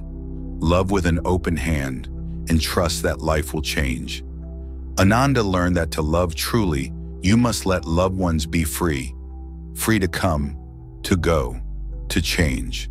This story helps us see that love without clinging is deep and peaceful. Once, a mother named Kisa Gotami lost her only child and was full of grief. She begged the Buddha for a medicine to bring her child back. The Buddha said, "Bring me a mustard seed from a house where no one has lost a loved one." Kisa visited every house, but each family had lost someone. Slowly, she understood that loss is part of every life. Her heart softened with this. She let go of her lonely sorrow and found peace by knowing she was not alone. This story is a gentle reminder. Sharing grief, seeing we all lose, helps us let go of pain that seems too much to bear alone. Sariputta, one of the Buddha's wisest disciples, once helped a child frightened by darkness. Instead of scolding, Sariputta knelt down and gently held the child's hand until the fear faded. He did not force the fear away, but sat quietly and waited. Sometimes letting go of fear comes from patience and kindness, not from trying hard. The story invites us to let go gently, not quickly. Another story tells of Mahakassapa, a disciple who lived simply. Even when praised or offered fine gifts, Kassapa would bow politely but choose simple things instead. He smiled and taught, "Freedom is found in needing little." This tale shows us that clinging to things, even good things, is less important than finding contentment with what is enough. Then there is the story of Subhuti, who meditated on emptiness. When praised by others for his practice, Subhuti would smile and let the words float by, not letting pride grow in his heart. He remembered the Buddha's teaching, like the sky, let praise and blame come and go. For us, this means letting go of needing approval or fearing judgment. The Buddha also taught using the story of a raft. He said, imagine you wish to cross a river. You build a raft and use it to reach the other shore. Once across, would you carry the raft on your back or leave it behind? Of course, you leave it. The Buddha said, My teachings are like the raft. Use them to reach peace, but do not cling even to the teachings. The story teaches us to let go, even of what is helpful when it is time. Let's pause and notice how these stories all point to a simple truth. Letting go is not about being careless. It is about becoming free from what is no longer helpful. Each story shows a different way, letting go of anger, fear, sorrow, things, pride, even teachings. All kinds of clinging can be released gently. Another tale tells of Channa, a disciple full of pride, thinking he knew better than others. One day he deeply listened to the Buddha and realized how tightly he grasped his ideas. He felt a weight leave his heart as he let the pride go, and he found peace not in being right, but in being open. The story of Patachara is famous. She lost her whole family, her husband, children, parents, in tragic ways. At first, she went mad with pain, wandering in the streets. The Buddha met her with kindness, saying, "Like a house built beside a road, sorrow comes to all. Your suffering is great, but you are not alone." Through his words and the support of the community, Patachara slowly let go of her grief and became a wise teacher herself, caring for others in pain. Letting go appears in many small moments too. One disciple struggled with harsh words from others. The Buddha said, "Words are like echoes. If others shout, you need not shout back. Let their echo fade, and you keep your peace." So the disciple learned to let go of the need to answer every harsh word. There is also the story of Upali, a man from a family of barbers, who worried he wasn't worthy to be among the Buddha's disciples. The Buddha told him, "Worth is not from birth or title, but from kindness and honesty. Let go of what others say. Stand tall within." In this way, Upali learned to let go of shame and to see his own value. Buddha's disciples learned to let go of regret. Once, a student confessed many mistakes. The Buddha listened closely, then said, "The past is like a footprint in wet sand. The sun dries it and it fades away." This soft wisdom reminds us to not let old mistakes harden the heart. We can always try again. In another simple tale, a disciple was upset by constant noise in the forest. Birds, monkeys, wind. The Buddha said, "Let go of fighting the noise. Listen, then let it pass through you. The mind is like a house. When visitors come, let them enter and leave." With practice, the disciple learned not to cling to peace as something outside, but to make peace inside himself. Stories also tell of letting go and generosity. Once a poor woman offered her only cloak to a freezing monk who visited at night. She had little but gave freely. The Buddha later said, "A giving heart is never poor. When you let go, even of small things, you grow rich inside." This gentle act shows that the sometimes smallest letting go makes the biggest difference. One last story comes from the Buddha's final days. Sensing his time on earth was ending, his followers panicked, afraid to lose their teacher. Buddha told them, "All things change. Do not cling to my form, but remember my teachings and find peace within yourselves."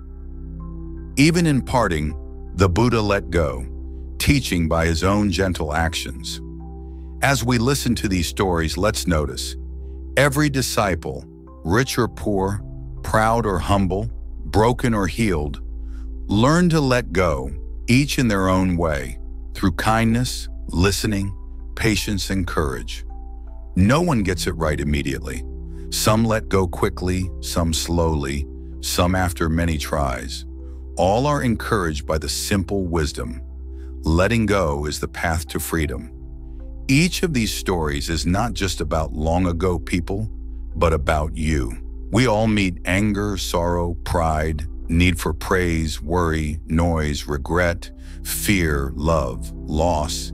These are visitors in every life. What matters is not fighting them, but learning to let go, gently, day by day. Remember, letting go is not a big leap, but a gentle step. The Buddha and his disciples did not find peace by being perfect, but by practicing again and again the art of letting go in simple ways with soft hearts. As we end this part, let your mind rest in these real stories, simple as sunlight, gentle as a stream. Imagine letting go of just one small thing today, a grudge, a fear, a regret, a wish to be right, and see how light you feel. Stories live in you now, ready to guide each small letting go on your own gentle path. Let's take another quiet step together on this gentle journey. Part 13 is Modern Science Meets Buddhist Wisdom. Imagine us sitting in a garden as morning turns today, soft light all around. I'll speak simply, kindly, and show how science, what many people discover in labs and hospitals and universities, often agrees with what Buddhist masters have sensed for thousands of years. We will learn how letting go, mindfulness, and kindness help the body and the mind, not just in spirit, but in real, everyday ways. Let's begin with the mind. Scientists who study the brain use special machines, like MRI and EEG scans, to see what happens inside the head when a person is stressed or when a person is calm and mindful. What have they discovered? When people practice mindfulness, like noticing their breath, thoughts, or feelings softly, parts of the brain slow down. The alarm system in the brain, called the amygdala, becomes quieter. The areas that help you stay steady and focused become stronger. So what the Buddha called mindfulness is now shown to change how the brain works, helping you feel less worried and more peaceful. Science also tells us about stress. You know the feeling: racing heart, tight belly, too many worries at once. Doctors now teach that long-term stress hurts the body. It can raise blood pressure, upset the stomach, weaken the immune system. But scientists find that people who let go of worries or practice meditation grow healthier. Their bodies heal faster and they get sick less often. It is as if the gentle peace inside spreads outward into the body. Let's talk about letting go of anger and grudges. Scientists did an experiment. They asked people to remember hurtful events and notice their feelings. When people forgave or let go, their hearts beat slower, their muscles relaxed, and even their blood pressure dropped. This matches what Buddhism teaches, that anger and clinging hurt you first, but kindness sets you free. Another lesson comes from mindfulness and attention. Many people use phones, computers, and television all the time. Scientists say this makes it harder to focus.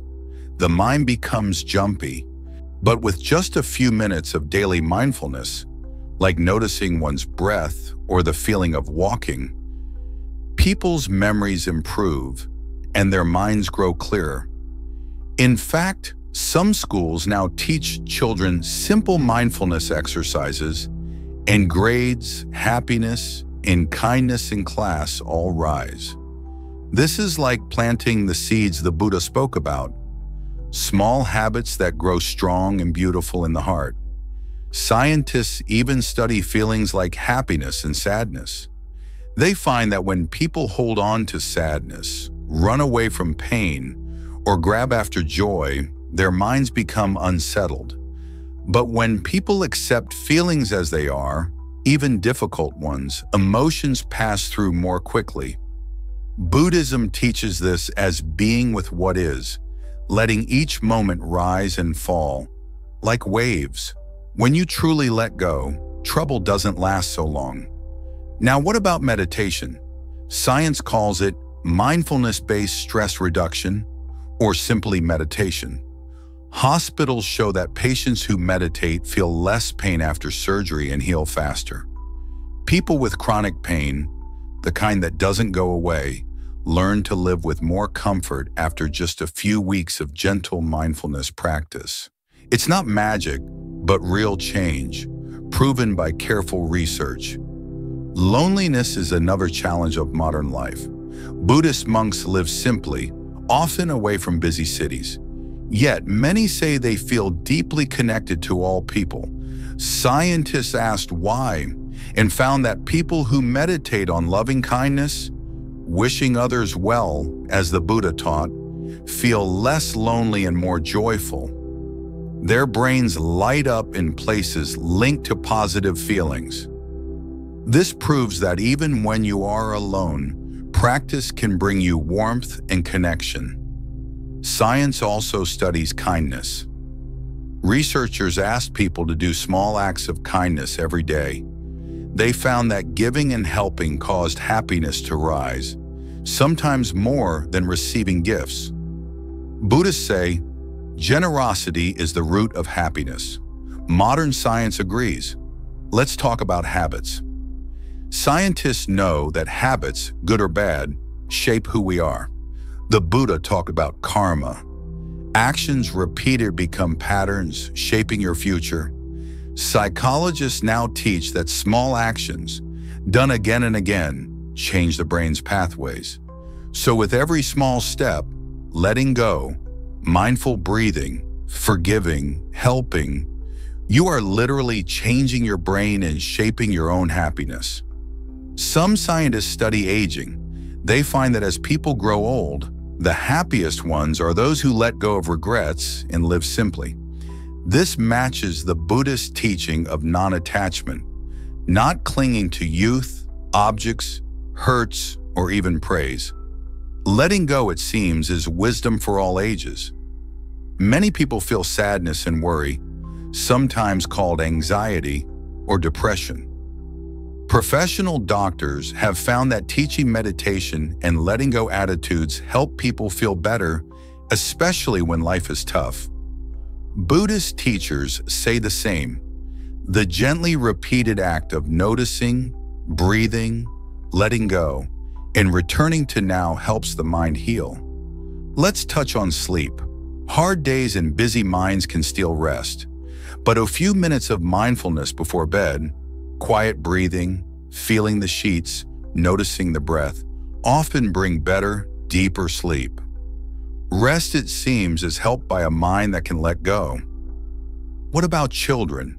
Schools and parents who teach mindfulness and gentle letting go find children become kinder, less angry, more friendly. Buddhists have always said that teaching children to notice and let go grows peace for everyone.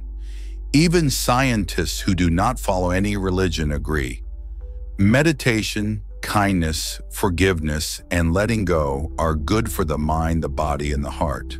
Sometimes science and Buddhist wisdom use different words, but their meaning often meets. Don't cling.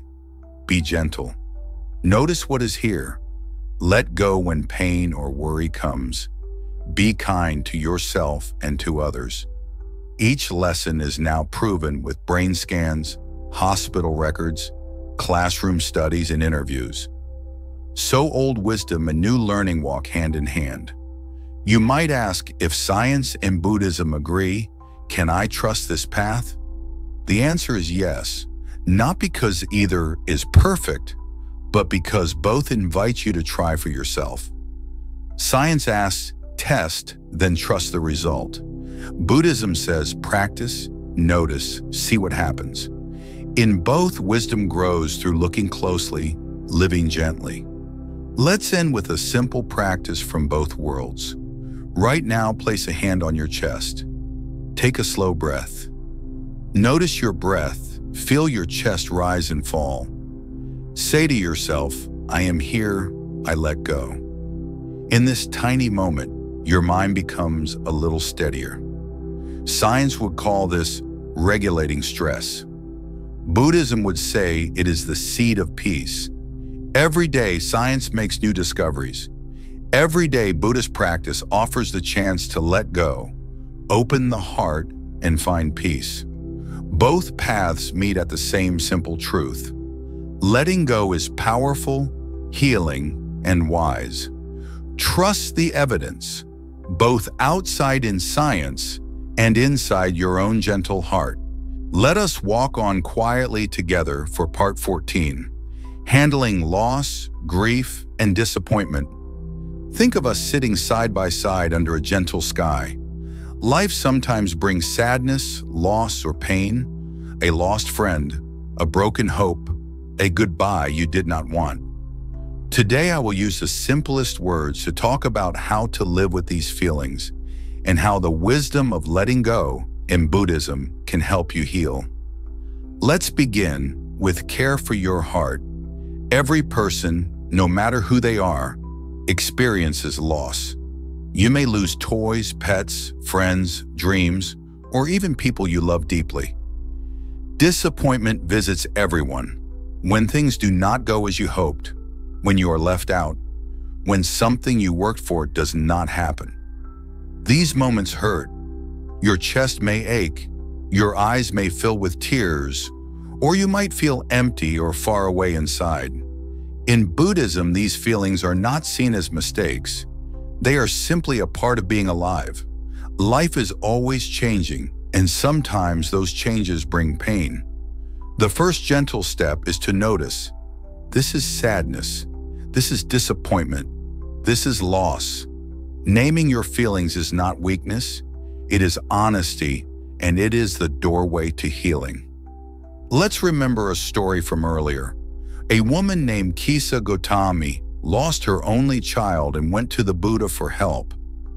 The Buddha asked her to bring a mustard seed from any house untouched by death or loss. She could not find even one. She learned, everyone has carried sorrow. When you lose something or someone, you may feel you are the only one suffering. In truth, your sorrow connects you to all hearts everywhere. You do not have to bear it alone. Buddhism teaches us to meet loss with compassion. When sadness comes, try not to run away or say, I shouldn't feel this. Imagine you are holding a crying child in your arms, softly, patiently, without scolding. Can you be that gentle with your own heart? Place a hand over your chest, breathe slowly, say kindly, it's okay to hurt. I am learning to let go. People often ask, how do I let go when the pain is so strong? The answer is to move gently, little by little. Imagine your heart as a garden. After a storm, some flowers are broken, some seeds lost. You do not shout at the garden to heal. It needs sun, rain, and time. In the same way, your heart needs kindness, patience, and space. Every breath, every soft tear is a little healing. There is also disappointment. Perhaps you hoped for something, tried your best, and it did not work out. Maybe your friends gathered without you, or a test did not go as you wished. The hurt is real. In Buddhist teaching, hope is like planting seeds, but not every seed grows. When you are disappointed, notice the feeling. Say quietly, this too is a part of life.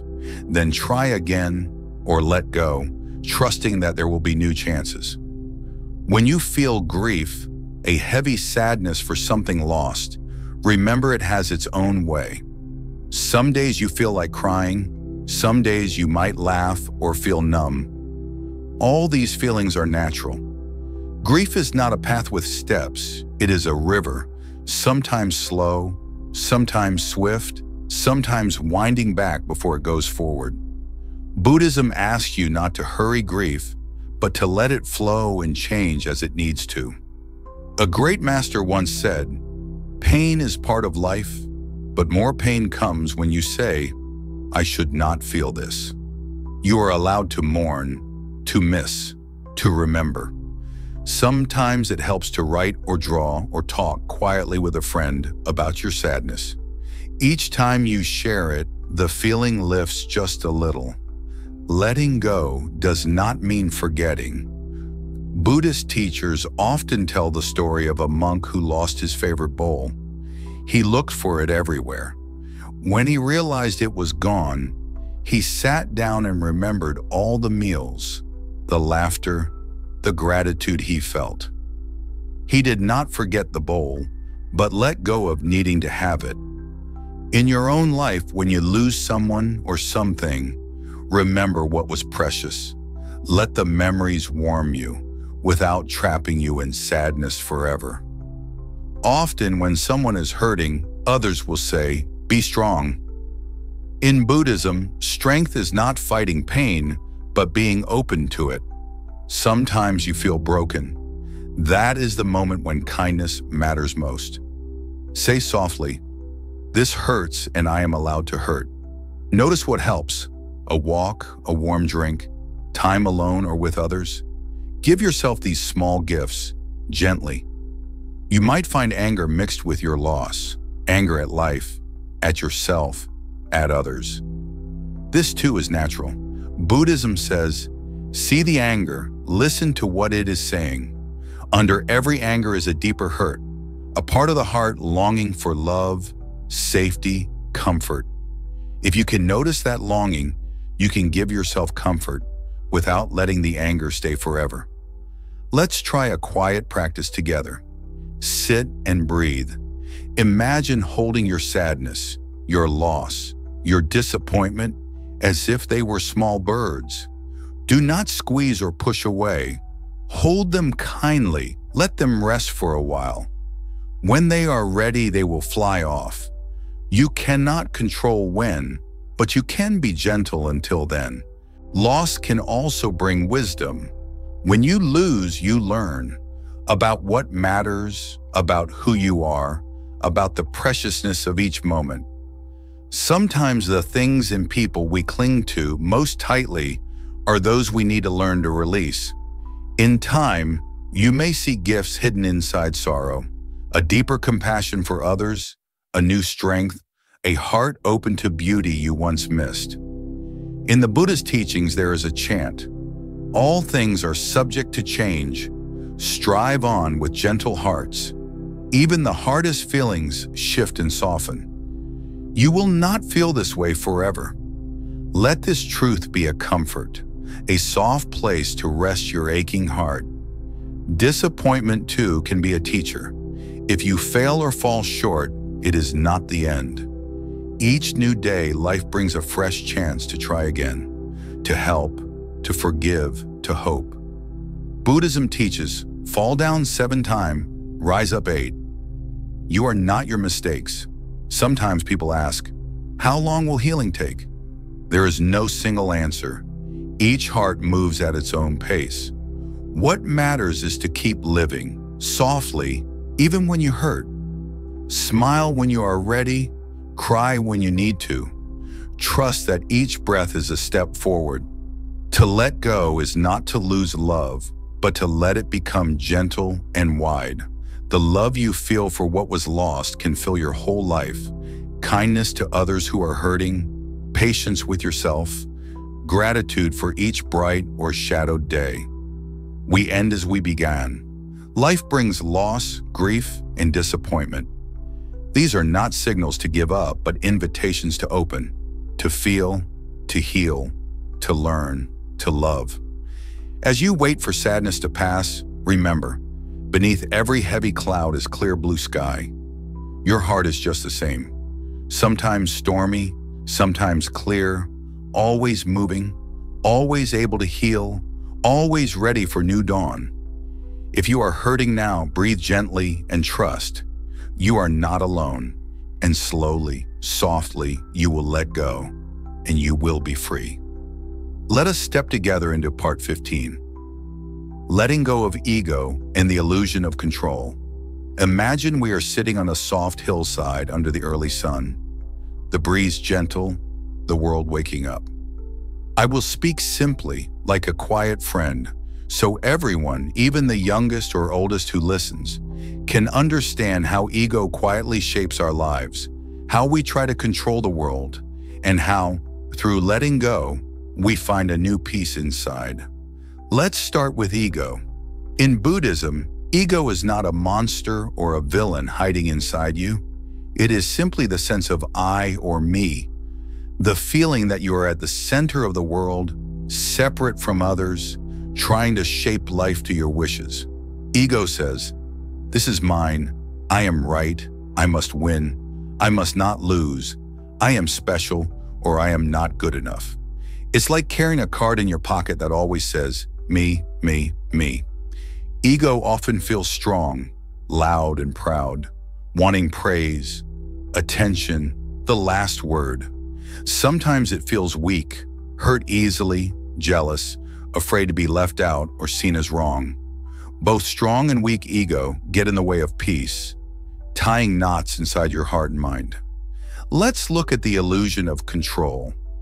This is the feeling that if you just try hard enough, think enough, work enough, you can make life turn out exactly as you want. Maybe you want perfect grades, or friends who always agree, or parents who never disagree, or a life with no pain. Control whispers, "If only I do everything right, no bad thing will touch me." But life does not work this way. Think of a sand castle on the beach. You might spend all day building towers, drawing moats, making it beautiful, but the tide comes in eventually. The water washes it away no matter how careful you are. The ego says, "I can stop the tide." But the gentle truth is, no one can. When you see this clearly, you may sigh, but you also smile. You realize freedom is not in fighting the tide, but in enjoying building, in letting go, in laughing as the waves come. The Buddha spoke often that the root of suffering is clinging to I, me, mine. When we believe we must always be right, must always have more, must not make mistakes, our minds become crowded with fear, pride, and tightness. When we let go, even a little, life feels lighter. Let's look at how ego works during disappointment. Imagine you lose a game. Ego yells, "I should have won. I am a failure." But if you pause and look with soft eyes, you see, today you lost, tomorrow you might win, but neither is who you truly are. You played, you tried, you learned. Ego makes life into a contest. Letting go brings play, wonder, and peace. Ego wants praise and fears blame. The Buddha told his listeners, "Praise and blame chase each other like the wind. If you cling to praise, you chase shadows. If you run from blame, you trip over your own feet." Try to notice how your heart feels when others speak well of you or criticize you. The true self is steady underneath, whether praised or blamed. Let's talk about control with people. Often ego tries to shape others' actions. You must think as I do, act as I wish, love me as I want. But people are like birds.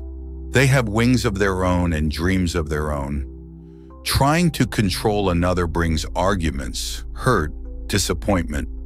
The gentle heart learns, I cannot make others be as I wish, but I can wish them well, love them as they are, and let go of what I cannot change. Have you noticed how ego loves to compare?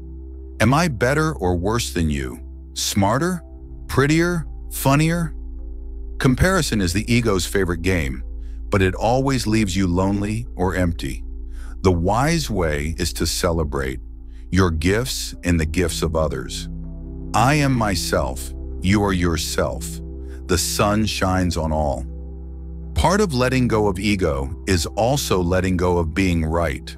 Sometimes we fight and argue just to prove ourselves. But peace comes not from winning every debate, but from listening with kindness. You do not always have to have the last word. You can let go, breathe, and choose silence or a gentle response. Let me tell you a story. A wise master and a student once walked in mud.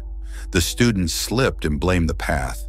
The master smiled and said, "The path is just the path. Sometimes we fall. No need to be angry with the ground or with yourself." Ego blames and clings to perfect images. Gentle wisdom accepts falling as part of learning. Control often sneaks in when things change, when you lose something or plans turn upside down. Ego wants certainty, but life is mostly uncertain. The greatest freedom is in learning to smile at the unknown, to trust, to say, "I do not know, but I can walk on." Try this little practice.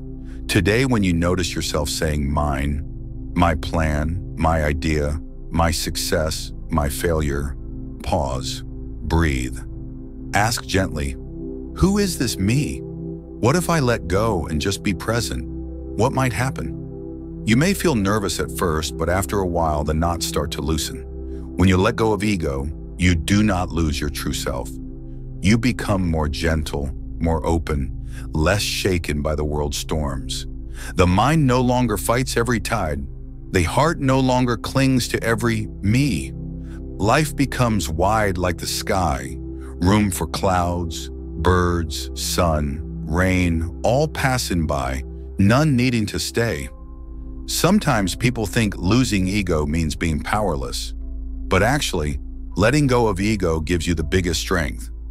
Freedom from needing to prove or possess, defend or compare. You can laugh at small mistakes, forgive quickly, love without conditions, rest in your own skin. Science agrees. People who let go of ego are less stressed. They listen better, have more friends, heal faster, laugh more often. The world is full of helpers and healers who discovered that humility, not pride, opens every door. Let's end with a gentle exercise. Close your eyes. Imagine you are a drop of water in the ocean, unique but one with all drops. The ocean does not say mine. It moves, joins, accepts every wave. In this way, you can soften your me and feel your true place in the world, not above or below anyone, just as you are. Each day, let go a little of I must win, I must be the best, I must be in control. Instead, practice. I am here, I am learning, I am a tiny part of a big, beautiful whole. In letting go of ego and the illusion of control, you do not shrink. You grow gentle, spacious, and free. This, my friend, is the very heart of peace. Let's walk further along our peaceful path to part 16. Practical exercises for releasing attachments. Imagine we are sitting together, as calm as a lake at sunset. The world is silent except for the sound of us breathing and learning. Today, I want to share real, easy exercises you can use every day to help your heart let go of worries, old hurts, expectations, and the small things that trip you up. I will speak with the gentlest words as if talking to a dear friend. First, let's think of attachment as a tight knot.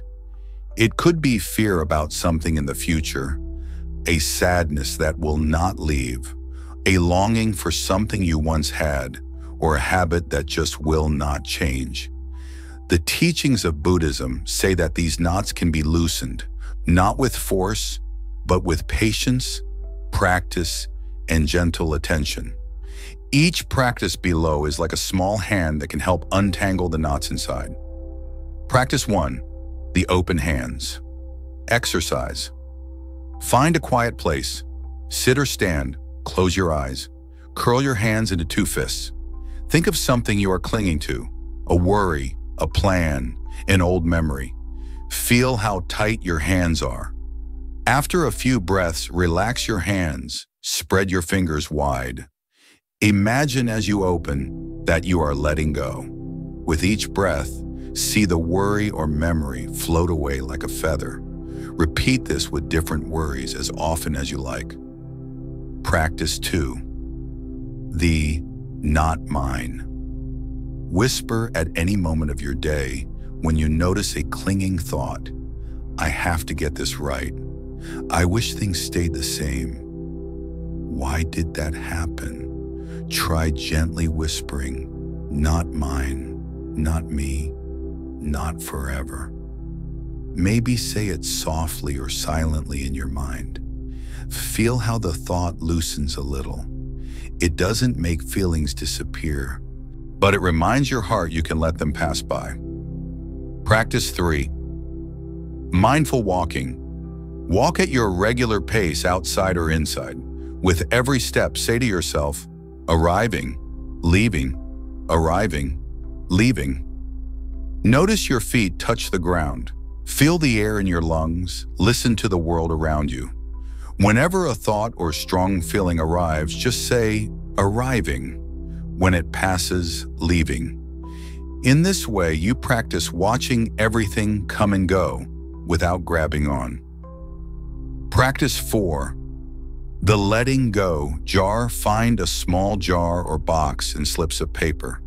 Each time you feel stuck to a worry or regret, write it on a slip of paper. Read it softly. Say, "I release you." Put the paper in the jar and close it.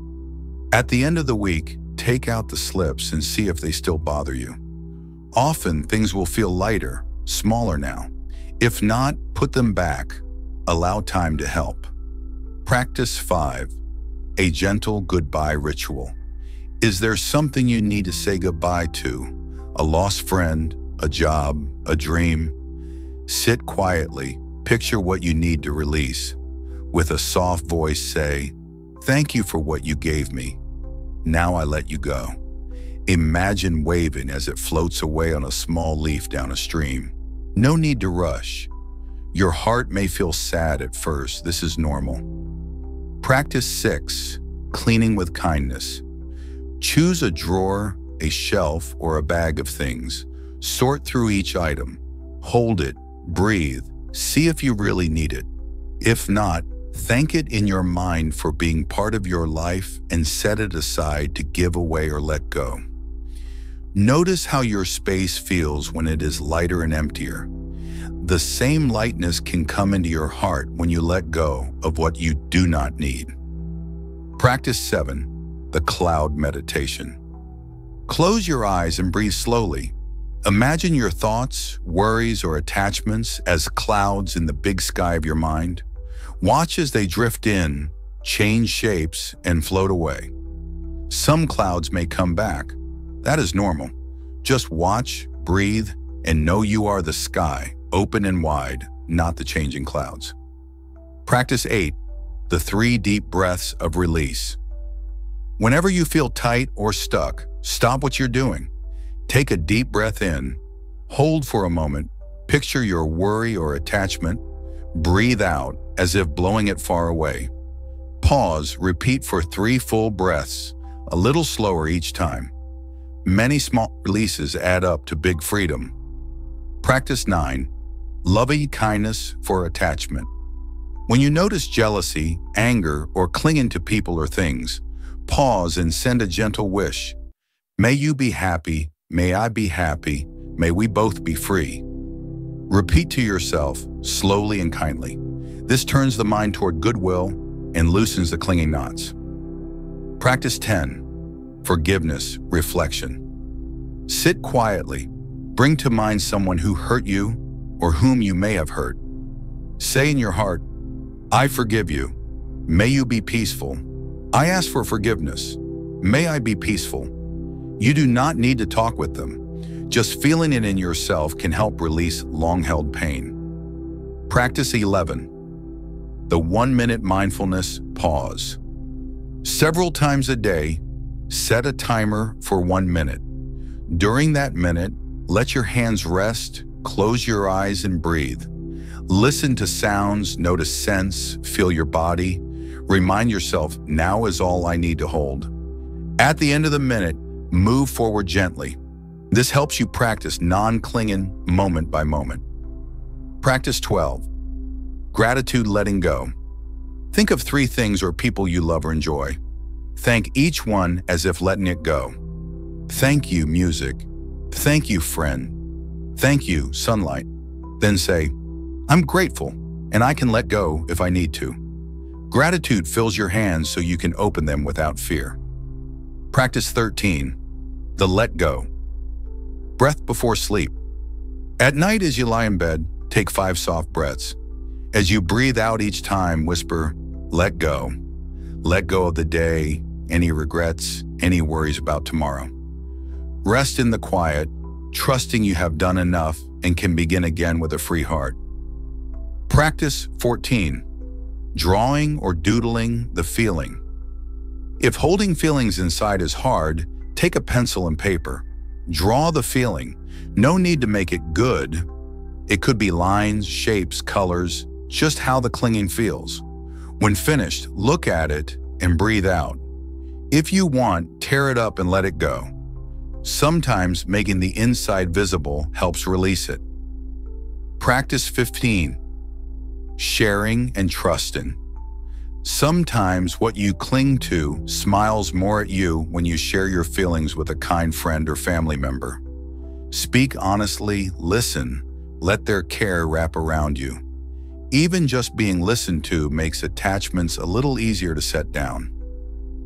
Practice 16. Softening judgment. When you catch yourself clinging to the idea, I must be better, or I must have this, pause and say, may I be gentle with myself? Imagine your heart softening around the feeling instead of squeezing it tighter. Many small softnesses help you let go. Practice 17. Nature's lesson. Sit outdoors. Watch wind move, leaves fall, clouds change. With each shift in nature, repeat silently, life keeps moving, and so do I. Nature shows us how to flow, loosen, and let go. Practice 18. Allowing even the clinging. Sometimes you cannot let go yet. That is also okay. Say, I see I am clinging now. Bring your attention to the feeling without blame. Sometimes allowing things to be is itself a way to begin releasing. Practice 19. Gentle reminders. Write a gentle phrase on a note. Let go a little. All things pass, or I am enough. Place the note on your desk, mirror, or phone. Read it often. These reminders become little steps toward freedom. Practice 20. Small acts of kindness. When you help someone else, offer a smile, a kind word, a helping hand.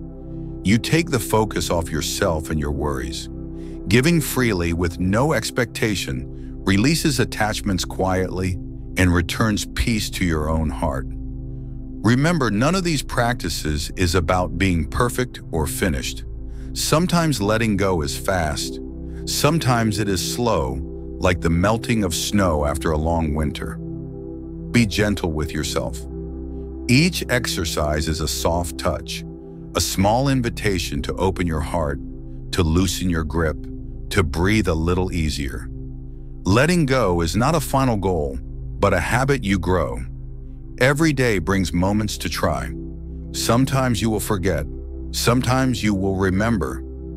Each time you remember, even for a breath, you are practicing becoming free. You are not failing if you cling. The heart just needs time to learn. Each of these little practices is a gift you give yourself. Try them one by one or repeat your favorites often. The more you practice, the lighter you will feel, the more space for joy, peace, and love will blossom inside you. Let us continue this gentle path, step by step, knowing that with each small practice, you come closer to the complete freedom your heart has always wished for. Let us now walk together softly into part 17, overcoming fear and cultivating courage. Imagine we're together beneath gentle trees, cool shade all around, listening to birds or the empty quiet. I will guide you with simple words so your heart feels safe and your mind is calm, like being with a friend who never judges. In this moment, let's talk gently about fear, how it can hold us tight, and how true courage grows quietly inside, not by fighting, but by understanding and letting go. Everyone feels fear, even the bravest warriors, the wisest monks, the kindest children. No one is without fear. Sometimes it arrives as worry in the night, sometimes as a shaking in your hands before speaking or trying something new. Sometimes it hides behind anger or stubbornness.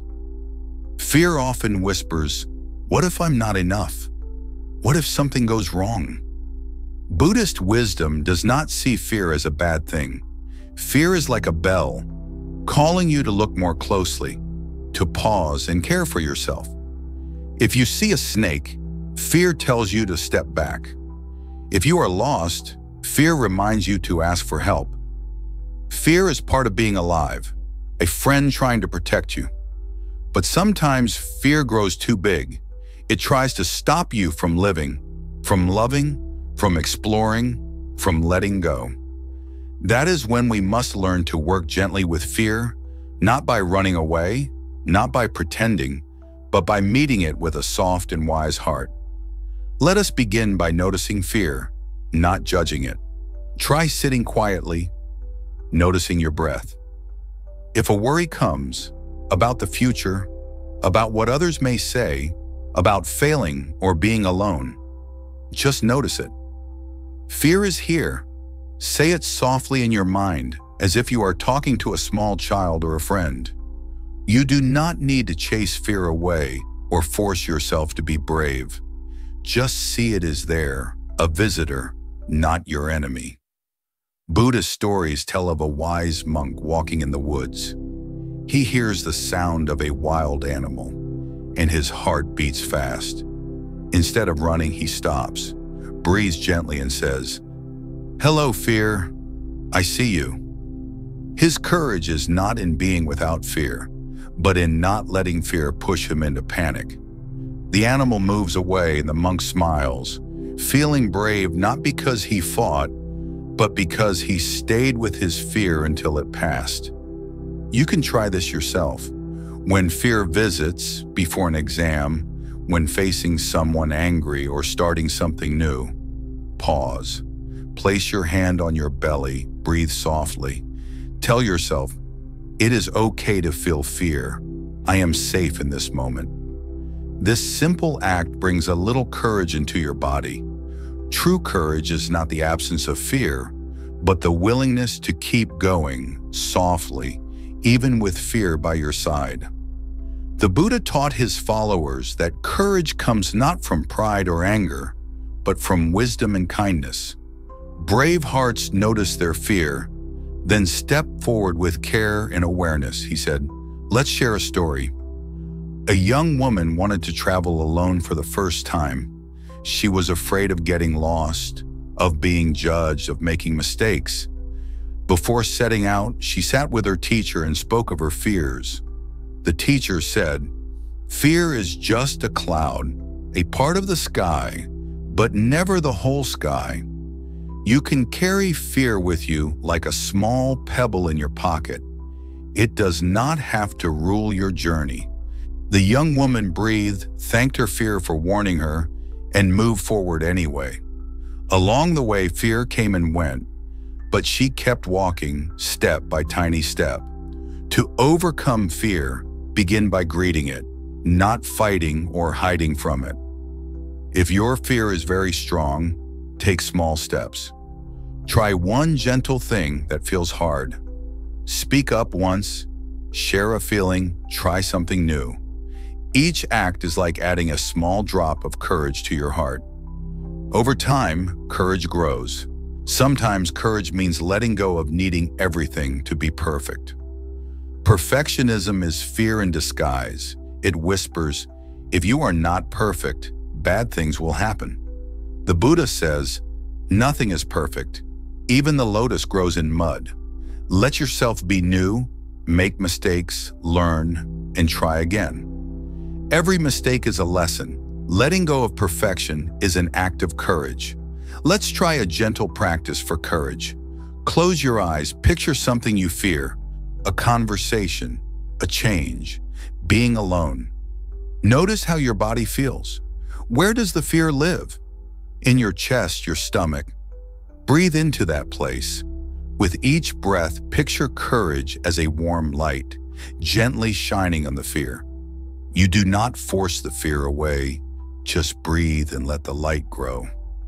Whisper to yourself, I can be with this feeling. I do not have to be ruled by it.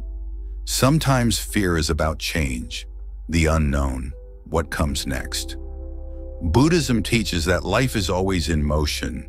It is normal to feel scared of what you cannot see or control. When fear of the future appears, remind yourself, I can take one step at a time. I do not need to see the whole path. I can trust myself to try. Courage also grows when you share your feelings with trusted friends or family. Fear likes silence and darkness, but when spoken aloud, it shrinks. Try saying gently, today I feel scared, and I am doing my best. Others will understand and often support you. You are not alone. Part of letting go is forgiving yourself for being afraid. Do not compare your courage to others. Some people hide their fear, some show it openly. The only journey that matters is your own. Every act of gentle kindness toward your own fear is a step in letting go. Loving kindness supports courage. When you wish yourself well, may I be safe, may I be strong, may I be at peace, your heart fills with the power to try. This is not magic, but a growing practice. Each day, a little more. Another story from the Buddha's time. A disciple was afraid of meditating in the dark forest. The Buddha told him, take your fear as a friend. Each night, sit a little longer. Say to the darkness, may you be peaceful. May I learn from you. Slowly, the disciple's fear faded, replaced by a calm strength. Sometimes you cannot let go of fear entirely. That is fine. Letting go does not mean fear disappears, but that you do not let it stop you.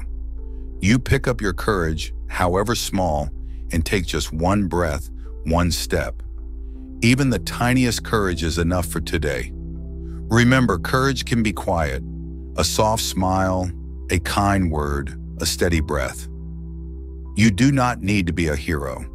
Being true to yourself, gentle with your fear, honest about what you need, that is real courage. Lastly, gratitude helps. When you feel fear, pause and name one thing you are thankful for.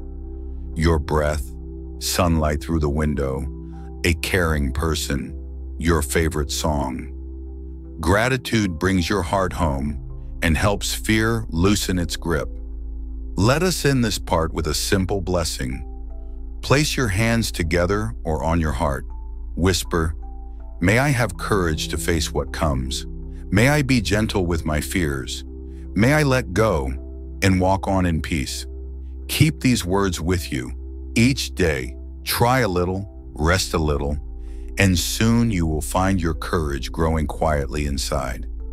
Walking gently through fear, with patience and kindness, you discover a freedom that was always waiting for you. Step by small step, breath by breath, let courage and letting go become your companions on the road ahead. Let us take another gentle step together, arriving now at part 18, living simply, minimalism and non-attachment. Imagine that we are sitting beneath a gentle tree, cool shade above us, listening to the soft sounds of the world. I will share my words as simply as possible with quiet examples so your heart can feel light and free. This part is about how living simply and letting go of extra stuff in our homes, minds, and lives can open the door to peace and happiness. Let's begin by picturing a cluttered room. There are piles of clothes, old books, broken toys, papers everywhere. When you try to find something, it is hard. You feel frustrated, lost in the middle of things you do not need. Life is like this when we hold too much, too many things, too many worries, too many old ideas. Buddhism teaches that true happiness is not found in getting more, but in needing less. Living simply means choosing what really matters and letting go of what does not. It is not about being poor or missing out. It means being rich with space, time, and peace inside. Imagine opening your hands wide instead of holding them tight around things you cannot carry forever. There is a famous Buddhist saying, "Less is more." The Buddha himself lived with only a robe, a bowl, and a gentle heart. He taught that when you carry only what you need, your back is lighter and your steps are free. Some of his followers were kings and rich people. He did not tell them to throw everything away, but to ask, does this thing, this wish, this worry help me to be kind and free? Or does it make me tight and troubled? Let us think about our homes for a moment. Maybe you have more shirts than you ever wear, toys you have outgrown, or gadgets that just gather dust. Try picking one shelf or one box. Hold each thing. Ask, do I need this? Does it make my life better? If yes, keep it with gratitude. If not, let it go. Give it away, recycle, or thank it and release it. Notice how your space feels when it is less crowded, more light, more calm, more room to breathe and play. Now let's think about time. Sometimes your day is filled up, every moment tight with plans, tasks, screens, noise. Living simply means making space in your day for quiet, time to just be, to breathe, to walk slowly, to listen to the wind or your own heart. You do not have to fill every minute. It is okay, even wise, to let empty space remain. This practice works for your mind too. Maybe you have old thoughts that crowd your head, worries about what might happen, replaying old arguments, lists of things to do. Each morning or evening, pause and notice these thoughts.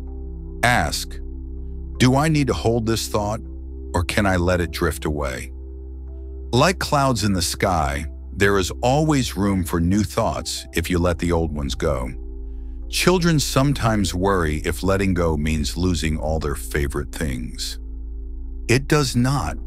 The things you truly love, that lift your heart, will remain special.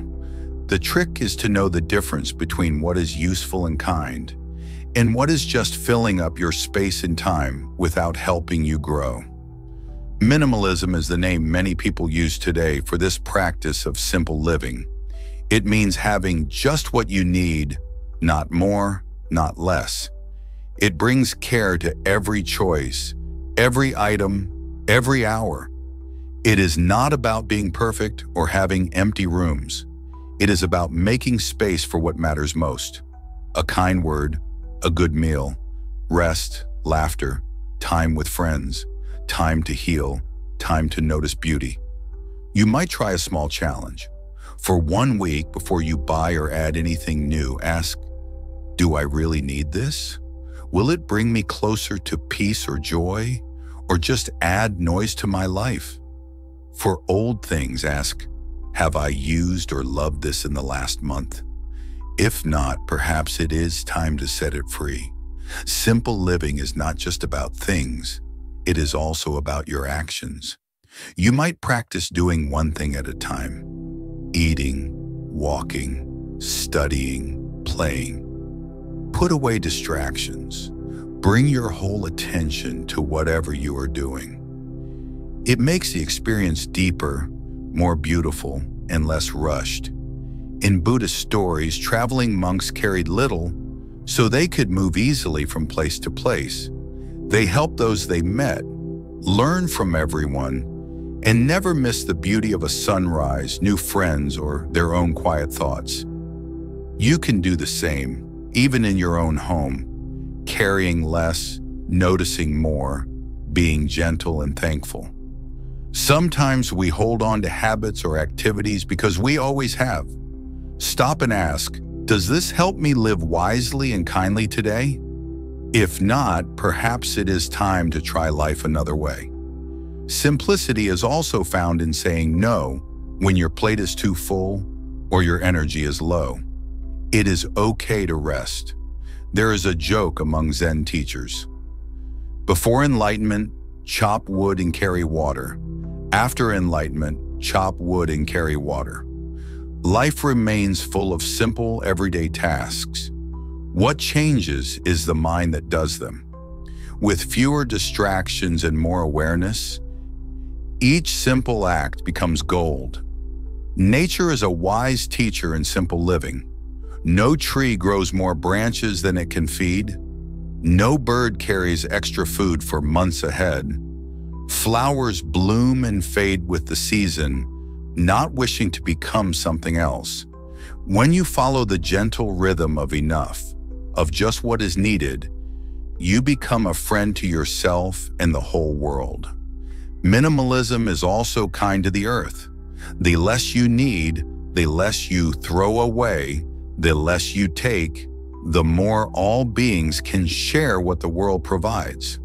When you use and waste less, you give future people, plants and animals a chance to live well too.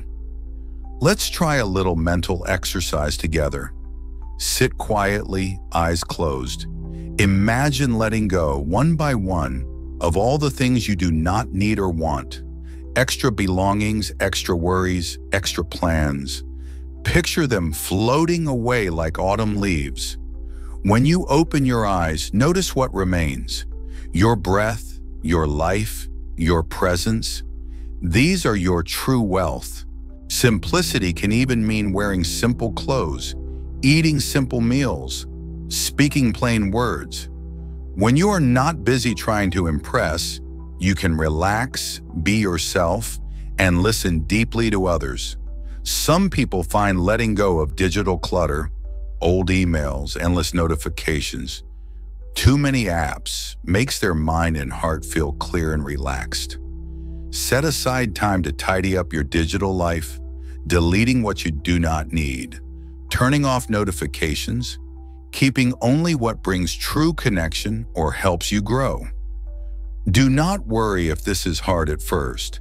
Society often teaches that more is better, but remember the joy of a child who can run freely in an open field, or the feeling of a clean, airy room, or a heart with no regrets for what cannot be held. In time, you will discover your own kind of enough.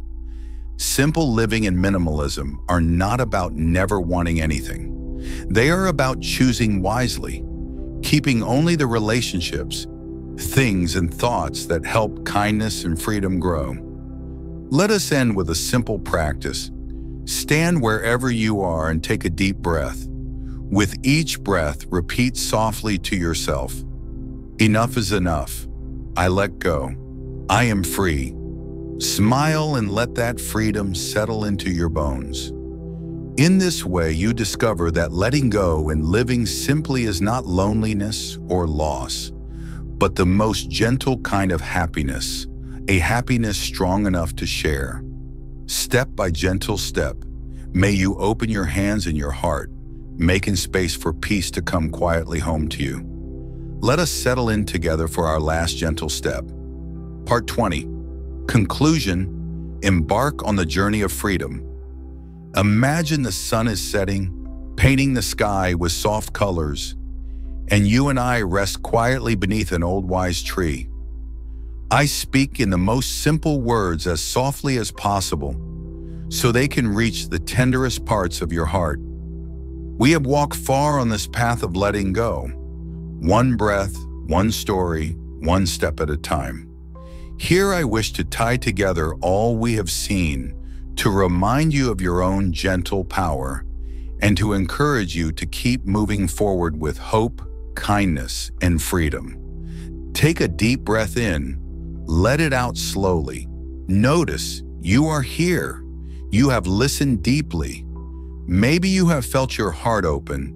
Maybe you have cried. Maybe you smiled or sighed in relief.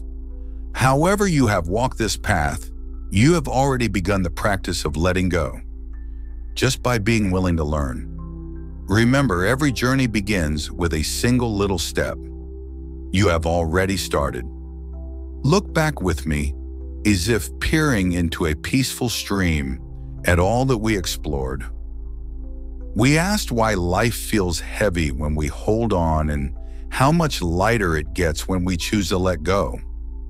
We discovered the roots of clinging, saw how attachment quietly ties knots in our hearts, and understood how suffering patiently teaches us what needs releasing. We explored the Four Noble Truths, the foundation for all wisdom, and the changing nature of all things, feeling in our bones that impermanence is both a pain and a gift. We practiced mindfulness, learning to be here, truly present, and understood emptiness and non-self not as sorrow, but as the most freeing of truths. We saw what daily non-attachment looks like, walked the gentle Eightfold Path, and found in meditation a place where our minds can rest and learn to let go, thought by thought. With loving kindness, we discovered that softening does more than force, and in stories of the Buddha and his companions, we met ourselves again and again. We honored science and Buddhist teachings side by side and gave respect to sadness, grief, disappointment, all the hard things that visit us. We learned about the gentle untying of the ego, the release of control, and practiced real, simple exercises for melting the tightness of clinging. We discovered courage beneath our fears, started to live simply, and saw that generosity, kindness, and sharing bring true fullness, not from owning, but letting go. As you recall all these gentle lessons, smile softly to yourself. Let every practice, every story, every tiny shift in your heart be like a lantern, lighting your path as you keep going. But the question remains, now what? What should you do now that you know how to let go? First, know this: letting go is never finished. It is a gentle habit, a way of being, a soft breeze that comes and goes through all your life. Some days you will cling tightly again. Old fears and sorrows will return. That is okay. In Buddhism, there is no perfection, only practice. Every day is new. Every breath is a new chance. When you forget, you can remember. When you remember, you are already free, at least a little. Lean on your small practices. Pause and notice your breath. Thank the day even when it is hard. Smile at your mistakes. Forgive yourself. Let yourself be just as you are. Try to let go of one thing, a thought, a grudge, a useless object, an old story every day. If it is too hard today, let it go tomorrow, or simply hold it gently and say, I see you. I am learning to release. Care for your heart as you would for a small plant growing through rocky soil. Give yourself time, patience, water, and kind sunlight. Do not expect overnight change. Every root of clinging comes loose in its own season. Celebrate each opening, each small freedom, each kind act. Share what you have learned. The true joy of letting go is not just for you. When you practice kindness, non-attachment, and simplicity, others around you relax, breathe easier, and feel lighter too. You become like a lamp in a dark room. Even your silent example can remind others it is possible to live without so much fear or clinging. There are other, more gentle ways to live. If you face loss again, let sorrow teach you tenderness. If you fall back into old habits, remind yourself, letting go is not once but 1,000 times, and still I try. When you are brave, cheer yourself on. When you are tired, rest and trust that inside you, the work goes on, even quietly. Feel how the Buddhist path, at its core, is a journey of freedom. Not just freedom from outer things, stuff, plans, or even people, but freedom inside your heart, the courage to be yourself, to change, to heal, to grow, and always to begin again. This freedom is not given by anyone outside. It is discovered each time you let go and trust that all you need is already within you. As we come to the end of our shared path, I ask you kindly, who are you now after walking these steps? What old stories, hurts, or habits can you lay down, even for a moment? What soft hope can you bring forward? What new dream can you hold gently without clinging? You do not need to be special or wise or perfect. You need only the wish to move forward, one breath at a time. The Buddha began as a seeker, not as a master. You too are walking. Every gentle step is enough. Before we finish, let me share a blessing, gently spoken, for this last moment together. May you walk gently through the world, with open hands and a free heart, knowing that everything changes, and in every letting go, another horizon opens. May you release what no longer serves you, trust what is coming to meet you, and rest in the quiet courage of being yourself. Every goodbye is the start of a new journey. May your days be full of kindness and light. May you be at peace. Thank you for walking beside me and this whole community on this path of letting go. I am deeply grateful for each moment shared, each story heard, and every soft breath taken in practice together. And now, before we part, remember, there are so many views on this channel, but only 0.2% subscribe. If this journey has helped your heart feel lighter, please like, comment, share, and subscribe to our channel, Wisdom Woven. Your support means everything. It lets more people find peace and freedom through these words. Help this gentle wisdom reach others who need it, just as you once did. May you find freedom, joy, and peace in every soft release. Our walk together ends for now, but the journey is forever yours. Step with hope, breathe with kindness, and carry this letting go deep in your gentle, wondrous heart.